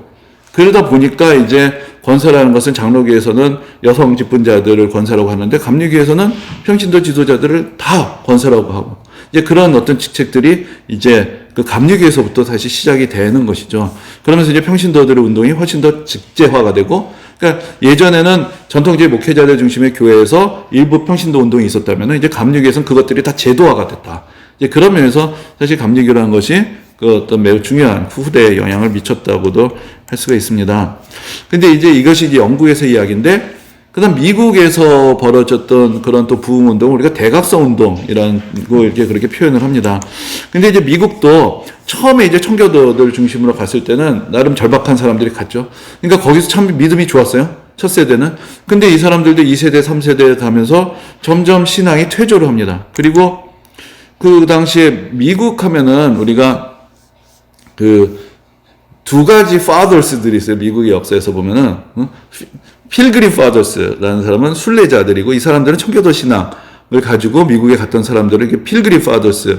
우리가 저 철로역 정도 영어로는 필그림스 프로그레스라고 하는 게 순례자라고 불리는 사람들이 있어요. 이 사람들은 초기에 건너간 사람들이고 어떤 신앙적인 공동체를 예보대로 가는 사람들인데 그거는 이제 영국의 그 이주가 시작한 건 사실은 16세기 말 17세기부터 이제 시작이 되거든요. 그런데 나중에 정작 미국이 독립한 것은 1776년이죠. 그러니까 이 초기 공동체들이 시작이 된 것부터 한 150년 이후가 돼서야 이 미국이 독립을 하게 돼요. 그럼 그 사이에 2세대, 3세대가 훨씬 지나가게 되겠죠. 그런데 그 미국의 건국의 아버지라고 불리는 사람들, Founding Fathers라는 사람, 이 사람들은 이신론자예요. 이 사람들은 청교도적인 신학을 갖고 있는 사람들이 아니에요. 그러니까 자꾸 그게 막 혼동이 되는데, 그래서 미국을 건국하고 미국의 헌법에 기초를 넣었던 사람들, 벤자민 프랭클린이나 이런 사람들은 상당히 이성적인 신학을 갖고 있었던 사람들이었어요. 그래서 이게 계열이 좀 다릅니다. 그러니까 미국 사회의 주류가 처음에 갔던 사람들은 어떤 그런 신앙, 청교도 정신을 갖고 있는 사람들이 또 처음에 그런 공동체를 이뤘지만 이게 이 유럽 사회 자체가 그 계몽주의의 영향들, 철학적인, 과학적인 변화의 영향들을 받고 지식인들 사회 자체가 그렇게 변화하면서 신화의 영향력들이 점점 떨어지게 되죠. 그러면서 이제 원래 미국의 사실 오래된 대학들은 다 목회자를 양성해서 하버드고 예일이고 목회자를 양성하기 위해서 지었던 학교들이지만 이제 그런 학교들의 분위기들도 다 학문적으로 바뀌어지게 되는 것이죠. 그러면서 이제 냉담해지는 시대에 어떤 위기를 느끼고 또 영국에서의 부흥운동의 영향을 받고 우리가 더 진정을 하나님 앞에서 헌신하는 믿음을 가져야 되겠다라고 이제 결단하는 사람들이 나타나기 시작하는 거죠. 그래서 이제 오른쪽에 있는 사람이 조나단 에드워즈라는 사람인데 이 사람도 예일 출신의 목회자인데 이 사람은 참 어떻게 보면 사실은 이 18세기의 부흥운동은 어떤 면에서는 그래도 두 가지가 조화를 이룬 시대라고 할 수 있어요. 그러니까 이 리더들이 엄청 똑똑해요. 근데 엄청 뜨거워요. 근데 이 다음 시대로 가면은 똑똑한 사람하고 뜨거운 사람이 갈라지기 시작해요. 그래서 똑똑한 사람은 공부만 하고 책만 읽고, 뜨거운 사람은 기도만 하고. 이게 이제 갈라지기 시작을 하는데, 저희가 생각할 때 이 시대가 아마 마지막 시대가 아니었나. 그러니까 루터에서부터 시작해서 웨슬리나 조나단 에드워즈 시대까지만 해도 똑똑한 사람들이 뜨거웠어요. 그런데 그다음부터는 이게 이제 나눠지기 시작하고 신학을 신학대로 잡고 더 어렵게 발전을 하고 기도하는 사람들 그러니까 저거 다 쓸데없다고 기도만 하면 된다고 그러고 근데 이 당시 사람들은 엄청나게 성경에 대해서도 정통하고 말씀의 깊이가 있으면서도 그런 뜨거운 신앙의 체험들을 같이 있는 이제 그런 조화가 있는 시대였다고 할 수가 있고요. 이 조나단 에드워즈라는 사람은 제 개인적인 생각으로는 이제 오늘날 이제 아까도 말씀드렸지만 기독교의 중심이 이제 영국, 미국, 특히나 요즘 미국 교회로 많이 가죠. 그리고 여러 가지 신학적인 발전들도 이제 미국인의 신학교들이 세계적인 수준으로 발전하고 그렇게 되다 보니까 미국 입장에서도 뭔가 미국 신학의 원조가 필요하겠죠. 그때 딱 지목을 받은 사람이 조나단 에드워즈예요. 이 사람이 미국에 와서 물론 이제 미국이라는 나라가 시작되기 전에서 이제 시작됐던 삶이었지만은 그런 이제 미국의 신학의 원조면서도 또 균형이 잡힌 신학. 이제 그것을 이제 가졌던 사람이라고 할 수가 있습니다. 그런데 이제 이 미국의 대각서 운동이 갖고 있는 아까 영국에서 감리교 부흥 운동이 또 사회적인 그 통합의 기능을 했는데 미국의 대각서 운동이 갖고 있는 또 특이한 영향이 있어요. 이게 뭐냐면은 자, 미국이란 나라는 원래 어떻게 시작이 됐냐면은 13개 식민지로 시작이 됐는데 이게 영국 사람들이 미국으로 와서 이만한 땅을 차지하고 거기서 이제 총독이 와가지고 자 나눠서 너는 여기 너는 여기 이게 아니고 사실은 각자가 자기 동네에서 마음대로 살던 거예요. 그러니까 사실은 한 주가 그래서 한 국가라고 하는 것처럼 그리고 이 사람들이 다 영국에서 어떤 귀족들이나 왕의 간섭을 피해서 왔기 때문에 여기서 자기들이 자유를 누리고 그러니까 처음에는 영국이 여기를 어떤 법적인 식민지로 규정을 하기 전에 이미 공동체들이 생겼던 거죠.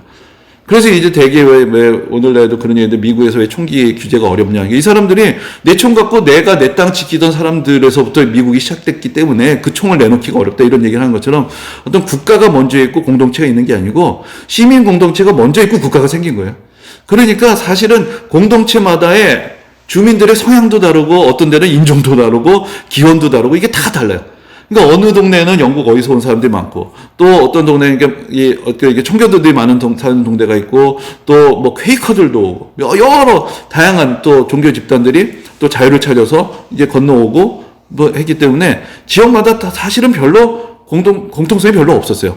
그런데 놀랍게도 이 대각성 운동이 퍼지면서 그렇게 서로 고립돼 있고 서로 교류가 없었던 그 아메리카 식민지들 자체가 사실 그 당시 비슷하게 처해 있었던 여러 가지 상황들이 있었기 때문에 동시다발적으로 여러 곳에서 부흥운동이 일어나기 시작해요.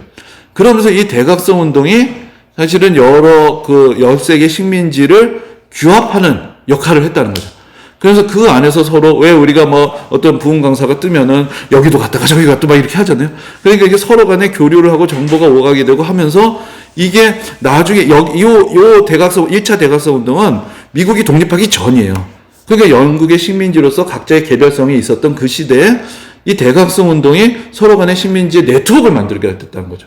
근데 그것이 그 다음 단계로 이제 독립운동이 일어나게 됐을 때 그 네트워크들이 이제 미국이라는 정체성을 형성하는데 또 중요한 기능을 하게 되었다. 이제 그런 그 평가들을 받는 것을 볼 수 있습니다. 근데 이제 조나단 에드워즈가 참 여러 가지 글들을 썼는데 그 중에 제가 재밌었던 글이 이것인데 한번 읽어보겠습니다. 여기 조나단 에드워즈가 놀라운 회심 이야기, 그러니까 사람들이 그 은혜 받고 변화받은 사람들의 체험에 대한 이야기들 모아서 글을 썼어요. 근데 어떤 일이 벌어지느냐, 이제 이렇게 설명하고 있습니다. 하나님께서 역사하실 때 갑자기 그들의 눈이 열려 그분의 광대하신 은총, 그리스도의 충만하심과 구원의 신속함이 마음속에 스며든다. 과거에 그들은 하나님의 진노에 대한 두려움으로 망가졌고 죄의식 때문에 심연으로 가라앉았다. 그러나 이제 그들은 기쁨에 찬 놀라움으로 가슴이 뛰어서 웃음을 터뜨릴 준비가 되었다. 때로는 동시에 눈물이 홍수처럼 쏟아져 커다란 흐느낌과 뒤섞였다. 그리고 종종 큰 소리로 우는 것을 참을 수 없었는데 이것은 엄청난 경외심의 표현이었다. 어떤 경우 그분의 은혜가 실현되고 영광스러운 하나님의 주권이 나타나서 영원히 엄청난 감미로움으로 놀라기도 하였다. 그 은혜 받은 순간에 울고 웃고 막 이런 현장들을 여기 이렇게 묘사를 하고 있는 것이죠.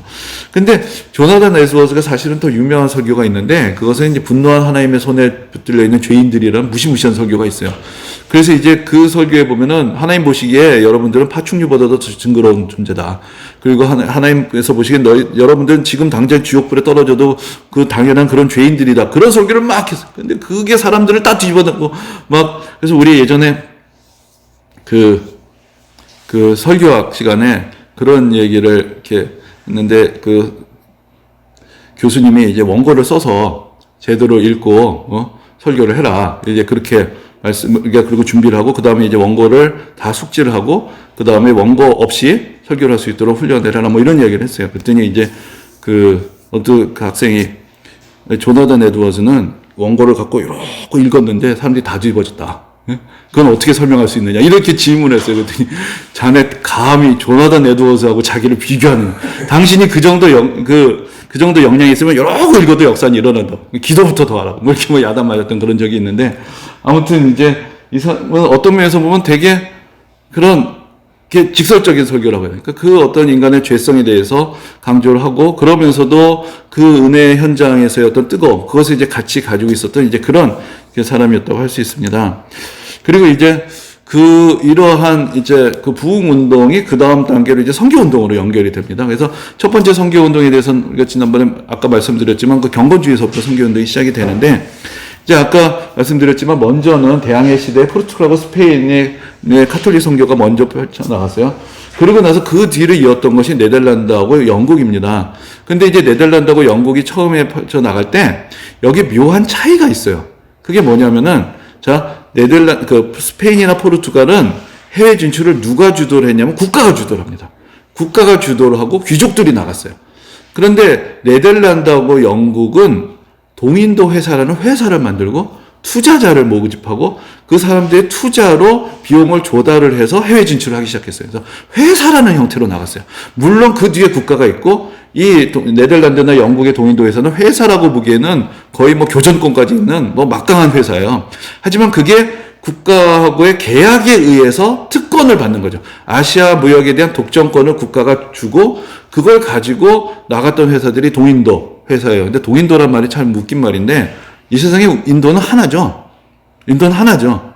근데 왜 동인도가 됐냐면은, 먼저 인도라는 말을 아메리카도 이렇게 써버리니까 나중에 진짜 인도를 알게 됐어요.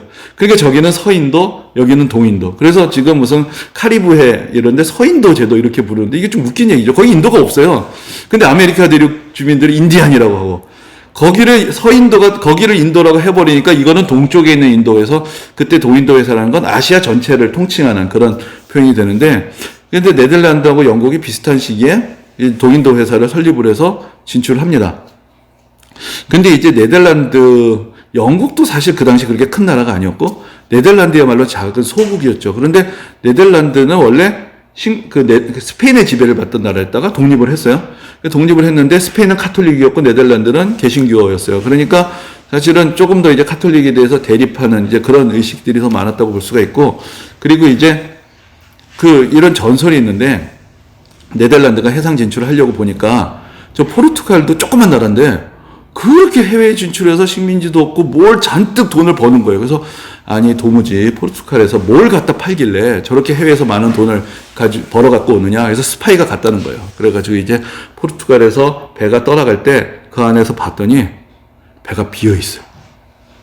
그러니까 지난번에 말씀드렸지만요. 그 당시 유럽에서는요 17세기까지 아시아에 갖다 팔 게 없었어요.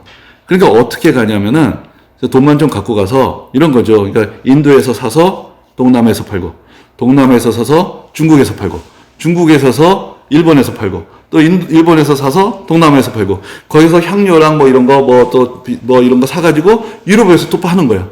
그러니까 중개 무역을 하고 돈을 벌더라는 거예요. 그러면은 포르투갈이 하는데 우리는 왜 못해? 그러니까 네덜란드도 뛰어들게 되는 거죠. 그리고 이제 네덜란드하고 그때 영국하고 이제 경쟁 관계에 있었는데 네덜란드가 먼저 선수를 쳤어요.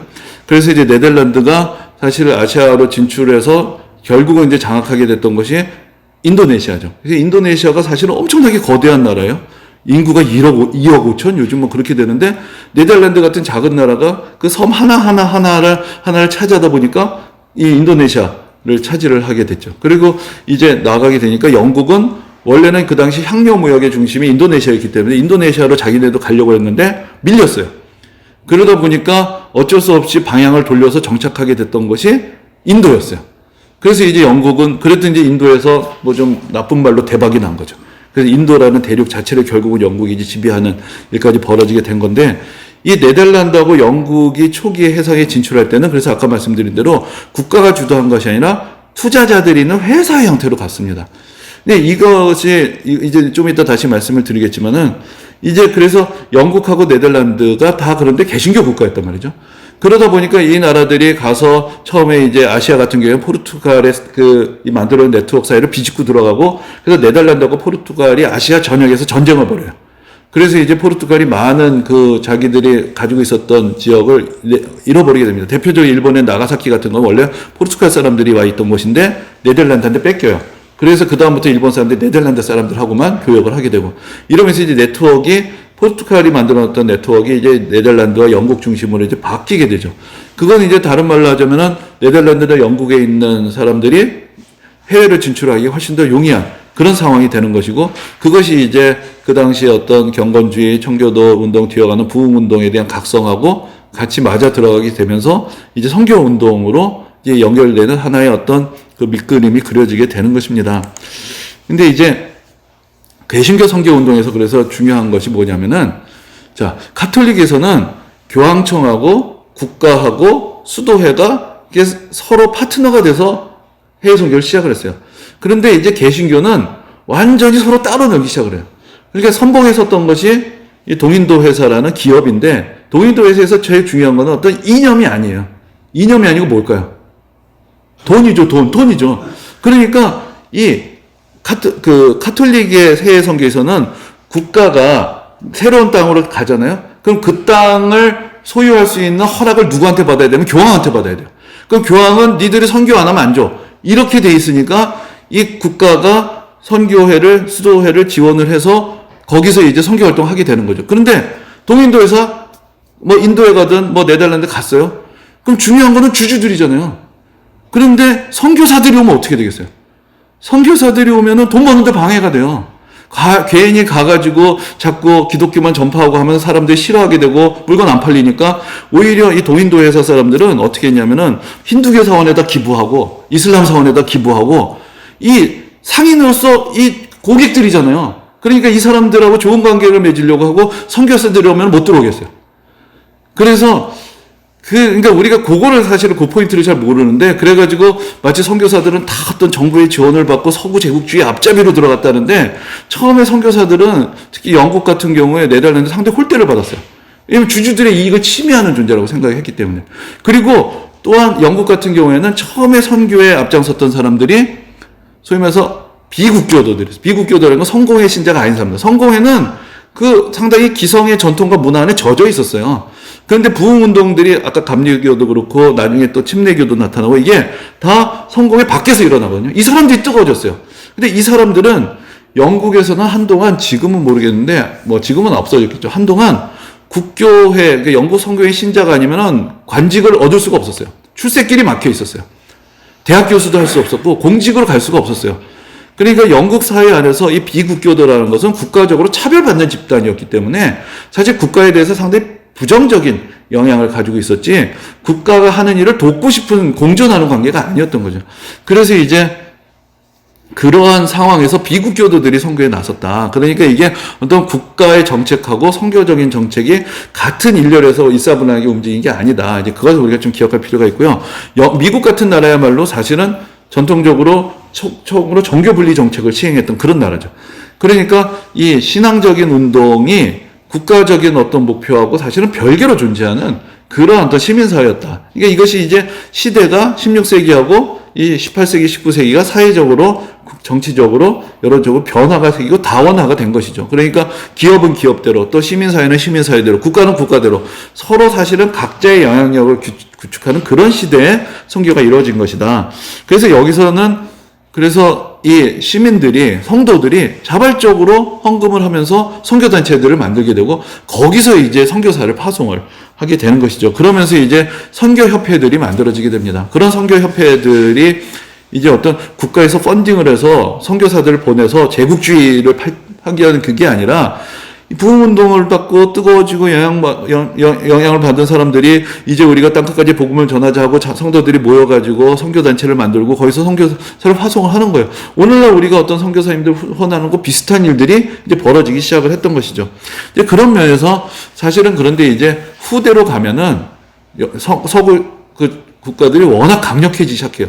그러면서 이제 그 기존의 아까 16세기, 17세기하고는 다르게 아시아에는 많은 제국들이 무너져 버리죠. 청나라도 망하고 또 인도도 무굴 제국도 망하고 다 무너지게 되고 거의 이제 서구가 식민지로 완전하게 장악을 하는 그런 시점이 되면은 사실은 현지에 비율을 맞추고 뭐 할 것도 없어요. 이 사람들이 다 여러 가지로 문화적으로 지배를 하기 시작하지만, 그러나 그 과정에 이르기까지 초기의 선교사들은 사실은 여러 가지 악조건 가운데서 복음을 전했다. 그리고 오히려 어떤 면에서 보면은 그렇게 국가의 식민적인 제국주의적인 지배가 시작되면서 선교사들이 거꾸로 배척을 당하는 일들이 일어나기 시작해요.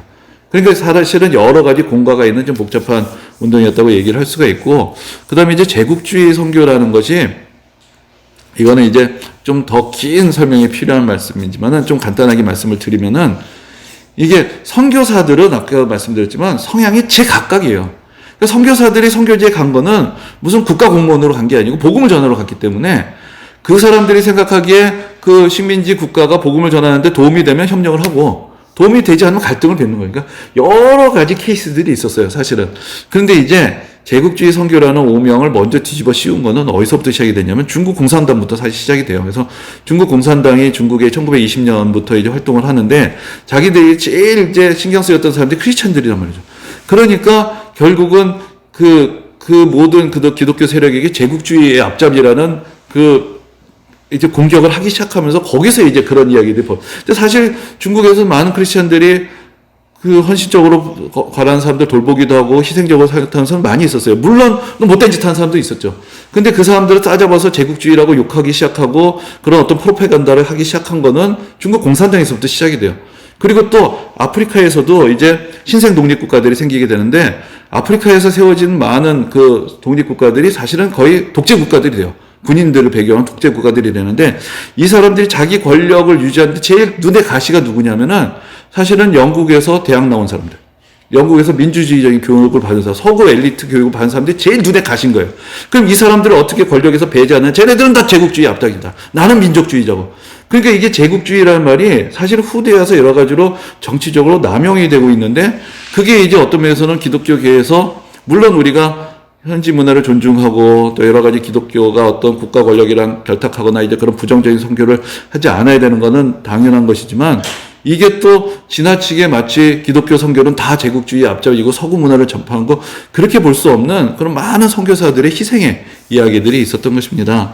그래서 그 대표적인 선교사 그 두 사람의 이야기만 잠깐 이제 나눠보면은 이 사람이 이제 제가 아주 좋아하는 윌리엄 캐리인데 이 사람이 이제 근대 선교의 아버지라고도 불리는 그런 사람입니다. 근데 이 사람은 직조공으로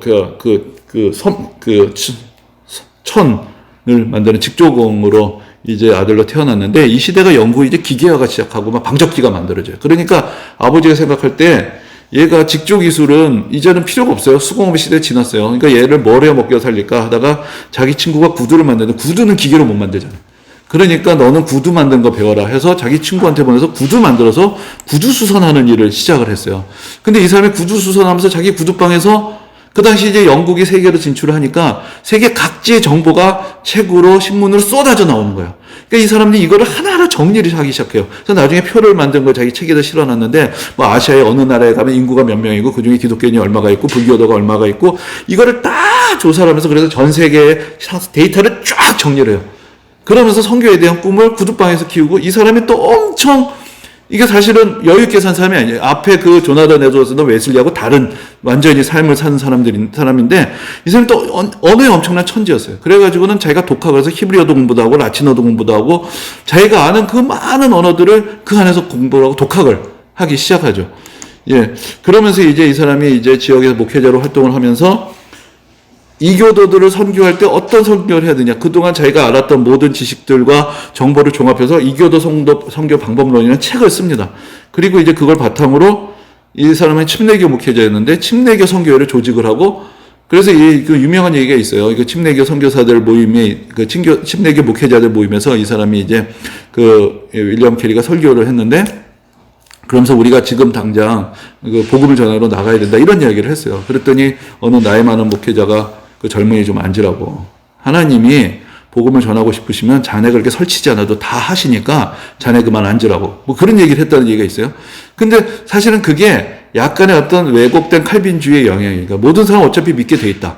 인간의 열심과 노력이 아니라 하나님이 작정하신 사람들은 다 믿는다. 그런 얘기도 있고 또 그 당시 이제 예전에 이미 12사도들이 세계를 다니면서 전할 사람 다 전했다. 그래서 지금 안 믿는 사람은 안 믿는 거다. 뭐 이런 단정들이 있었던 거예요. 근데 이제 그러한 사람들의 선교에 대한 부정적인 인식을 깨뜨리고 그래서 자기가 침례교 선교회를 만들고 1호 선교사로 인도로 갑니다. 근데 인도로 갈 때 아까 왜 뭐 동인도 회사니 뭐니 복잡한 얘기 왜 드리냐면은 자 이제 그래서 이 사람이 영국 사람이에요. 그리고 그러니까 인도에서 온 선교사를 한 명 만났어요, 사실. 그래서 그 어떤 의사를 만나서 인도에 가서 사역할 수 있다라는 얘기를 듣고, 이제 인도로 가기로 마음을 먹고, 가족들 다 설득을 해서, 가려고 하는데, 자, 그러면 영국에서 인도로 그 당시 동인도 회사가 무역선을 오가고 있었어요. 그 배에 타려고 했는데 거부를 당한 거예요. 선교사이기 때문에. 선교사는 안 태워주는 거예요. 그 당시 동인도 회사의 배에는 선교사를 태우지 않았어요. 그래서 동인도 회사의 배에 못 탔어요. 그러니까 이제 그래서 어떻게 해야 되느냐. 근데 그 당시에 덴마크도 그 인도의 식민지를 개척하고 있었는데 그 당시에 덴마크 왕은 유럽에서 제일 믿음이 좋은 왕이었어요.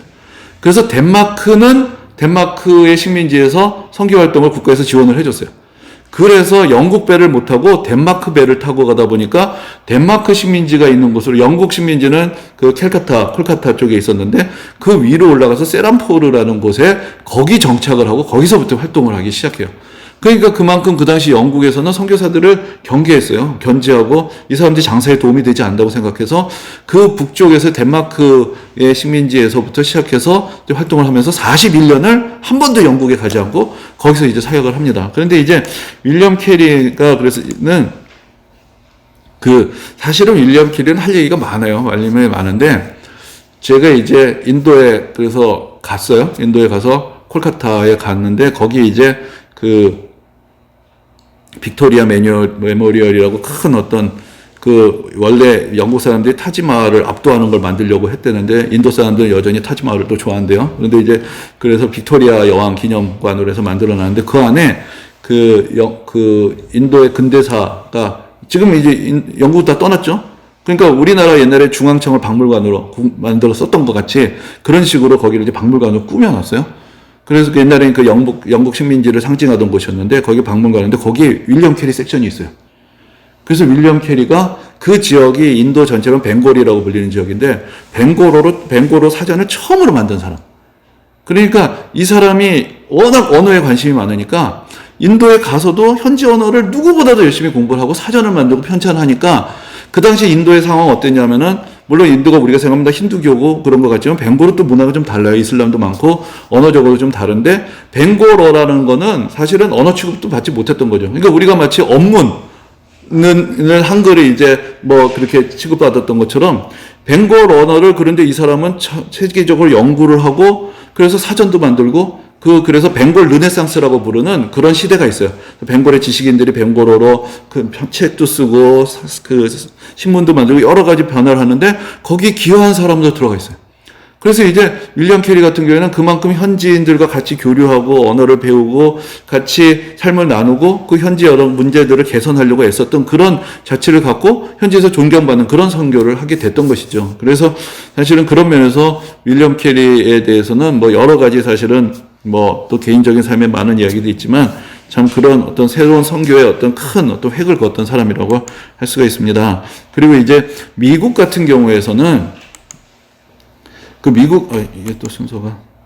1차 대각성 운동은 미국이 독립하기 전이에요. 근데 독립한 후에 2차, 3차 계속 부흥운동이 일어납니다. 근데 그 중에 3차 대각성 운동쯤 되면 이제 우리가 많이 들어볼 수 있을 것 같은데 D.L. 무디 같은 대부흥사들도 나타나고 이제 그 미국의 여러 가지 부흥운동이 일어나면서 그것이 이제 선교운동으로 영향을 미치게 됩니다. 그런데 이제 미국이란 나라가 아까 말씀드렸지만 대서양 영역에서 시작해서 태평양 영역까지 확장이 되잖아요.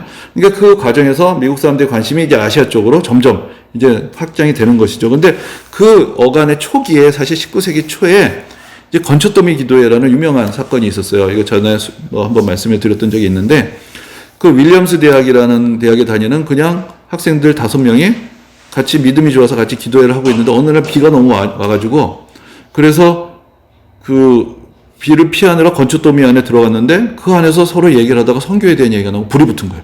그래가지고 우리가 중국에 가서 복음을 전해야 된다. 정말로 우리가 원하면은 할 수 있다. 그런 어떤 믿음의 뜨거움을 거기서 갖게 돼요. 근데 거기서 그 사람들이 다 선교사로 나간 건 아닌데 이 사람들이 결국은 성장을 해서 처음으로 미국 해외 선교회라는 걸 조직을 합니다. 그리고 거기서 이제 미국의 최초의 선교사로 파송을 받은 사람이 아도니람 저스틴이라는 사람이 버마 선교사로 가게 돼요. 그러면서 여기서 이제 이런 운동들이 아까 말씀드렸지만 평신도들의 기도 운동에서부터 시작이 된 것이에요. 그러면서 그 부름을 받아가지고 이 선교사들이 이제 파송이 되고 이것이 이제 학생 자원 운동 이라는 더 넓은 헌신 운동으로 연결이 됩니다. 그러니까 이러한 흐름들이 결국 우리나라 입장에서 보면 언더우드나 아펜셀러나 이런 분들이 이러한 어떤 부흥 운동에 영향을 받아서 20대에 선교사로 헌신을 하고 한국까지 온 거예요. 그러니까 아시아로 미국에서 이쪽으로 오는 이제 그런 어떤 선교의 흐름들을 만들어낸 것이죠. 근데 이제 아까 이제 윌리엄 캐리 얘기를 드렸지만은 허든스 테일러는 중국의 선교사였는데 이 사람도 10대에 선교사로 헌신을 했어요. 그런데 이제 이 시대는 사실은 훨씬 더 복잡한 시대가 되죠. 왜냐하면 아편 전쟁에 의해서 중국이 개항이 됐는데, 근데 어떤 얘기를 듣게 되냐면은 중국에서 크리스찬이 왕이 됐다는 소식을 들었어요. 그게 뭐냐면 태평천국의 난이라는 게 일어나는데 여기서 홍수전이라는 사람이 자기가 꿈에 예수님을 보았는데 내가 예수님이 형이라고 부르더라. 그러니까 내가 예수님이 동생이다. 하면서 이상한 종교를 만들었는데 그러면서 그 당시에 이제 청나라의 그 만주족 지배에 반발했던 한족들을 규합을 하면서 중국 남부에서 엄청난 반란을 일으켰어요. 근데 그게 이제 서양 사람한테는 와전이 돼서 크리스찬이 중국에서 왕이 됐다. 이제 선교의 문이 열렸다. 근데 가보니까 엉망진창이죠. 그래서 아무튼 그래서 그때 계기가 돼서 이제 와요. 그런데 허든스 테일러는 또 이게 이 사람이 중요한 거는 이 사람이 나중에 이제 페이스 미션이란 말로 이렇게 설명을 하는데, 이런 유명한 일화가 있어요. 제가 여기 나오는 웬만한 일화는 다 옛날에 설교 시간에 했던 건데, 이 사람이 이제 내가 중국에 가면은 뭐를 해야 도움이 될까? 그래서 의수를 배워야 되겠다. 근데 그 당시는 오늘과 같이 의대 입시 그게 아니라 의사의 조수로 들어가요. 그래가지고 이제 응급처치나 여러 가지 의수를 배우려고 갔는데, 그래서 주급을 받기로 하고 일을 조수가 됐는데, 돈을 안 줘요, 의사가. 돈을 안 주는 거예요. 그런데 이 사람이 전혀 아무런 얘기를 안 했어요. 근데 이제 이사가 나중에 알게 됐어요. 아, 내가 돈을 안 줬다는 걸 알게 됐어요. 아니, 왜 얘기를 안 했느냐. 근데 이 사람이 그때 이런 얘기를, 저는 홀로 중국에 갑니다. 중국에 가면 아무도 저를 도와줄 사람이 없습니다. 저는 오직 모든 것을 기도로 응답받아야 됩니다. 그래서 저는 지금부터 기도의 훈련을 하고 있는 것입니다. 그 얘기는 내가 사람한테 얘기해서 부탁할 필요 없다. 기도하면 하나님이 공급해 주신다. 근데 그러한 것이 이제 이 허튼 스테일러가 갖고 있었던 되게 중요한 어떤 하나의 어떤 신앙의 원칙이었어요. 그래서 이제 그 당시만 해도 처음에 이제 개항이 됐잖아요. 뭐 상해나 뭐 천지이나 개항이 됐어요. 그 외국인들이 많이 중국을 갔지만 다 위험하니까 개항지에는 군대가 있고 그 외교관들이 있잖아요. 그러니까 다 거기만 있는 거예요. 선교사로 가도 다 거기만 있어요. 그러니까 이게 말이 되느냐. 그래서 이 사람이 이렇게 보시면은 그 머리도 염색을 했다고 그래요. 그리고 중국산처럼 옷 입고 그 내주로 들어가기 시작한 거예요. 그래가지고 가서 중국의 여러 성을 다니면서 복음을 전하고 교회를 세우는 이제 그런 일을 했습니다.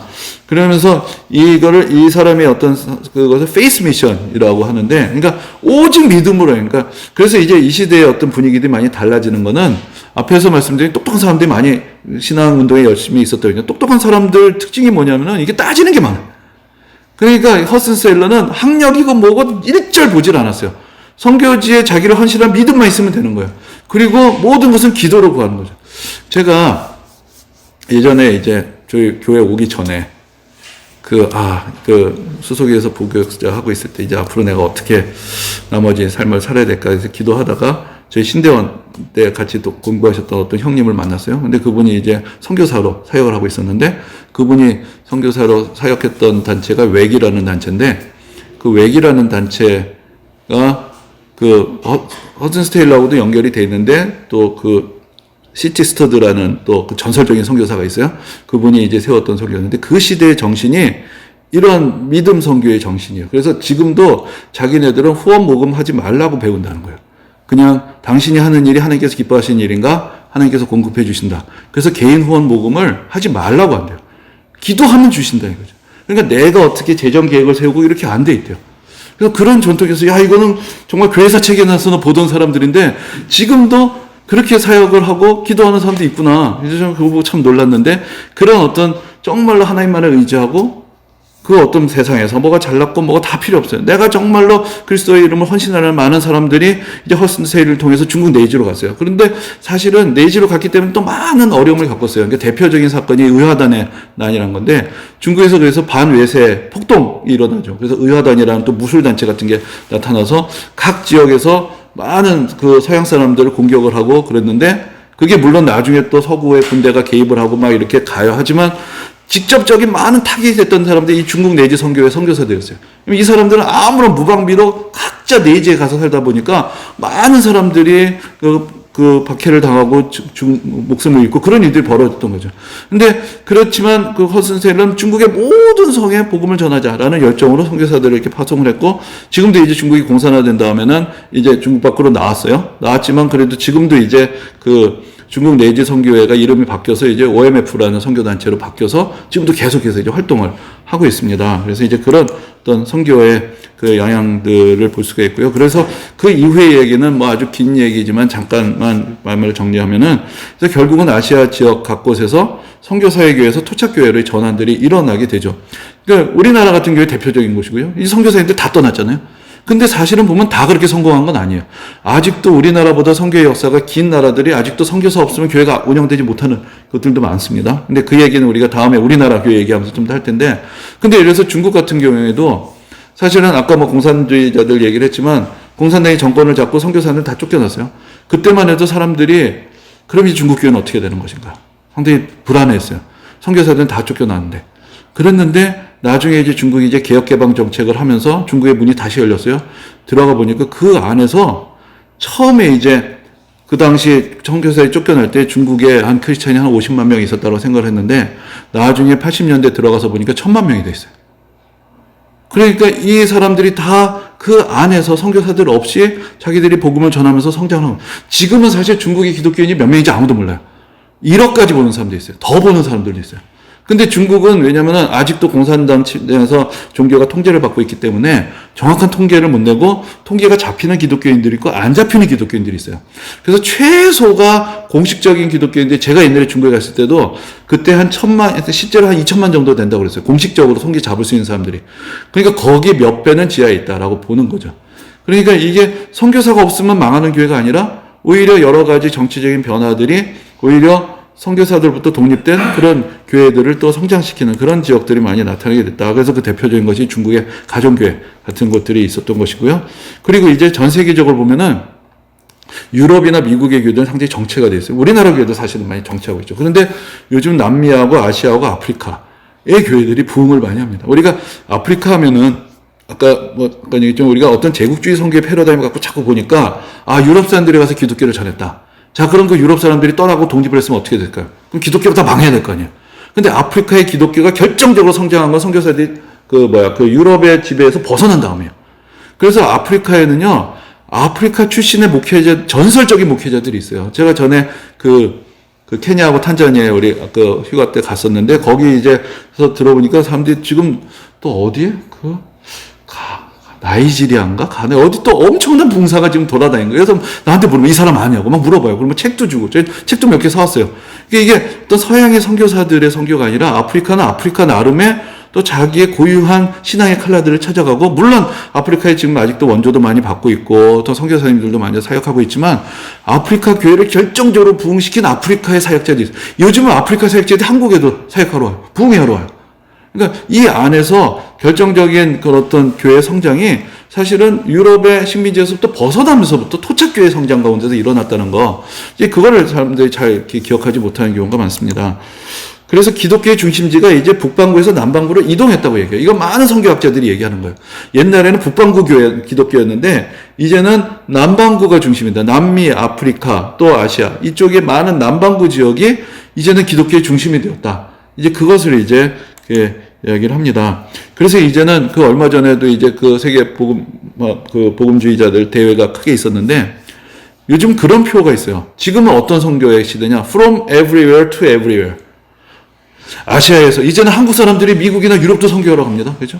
그러니까 유럽에서 아시아로도 오지만, 아시아에서도 유럽으로 가고, 유럽에서 옛날에 아프리카로 선교했지만, 이제는 아프리카나 남미 사람들이 또 유럽으로 복음을 전하고, 모든 곳을 서로 선교하고 서로 돕는 그런 시대로 되어간다. 그러니까 이게 선교 운동의 방향들이 훨씬 더 폭이 넓어지고, 그리고 다양해지는 이제 그런 시대 가운데 살아가고 있다라고 할 수가 있습니다. 여기까지가 사실은 2번 할 거를 좀 합쳐서 오늘도 좀 내용이 길어졌는데, 그래서 그 부흥의 운동에서부터 선교의 운동의 역사까지 어떤 큰 흐름이라고 할 수 있겠습니다.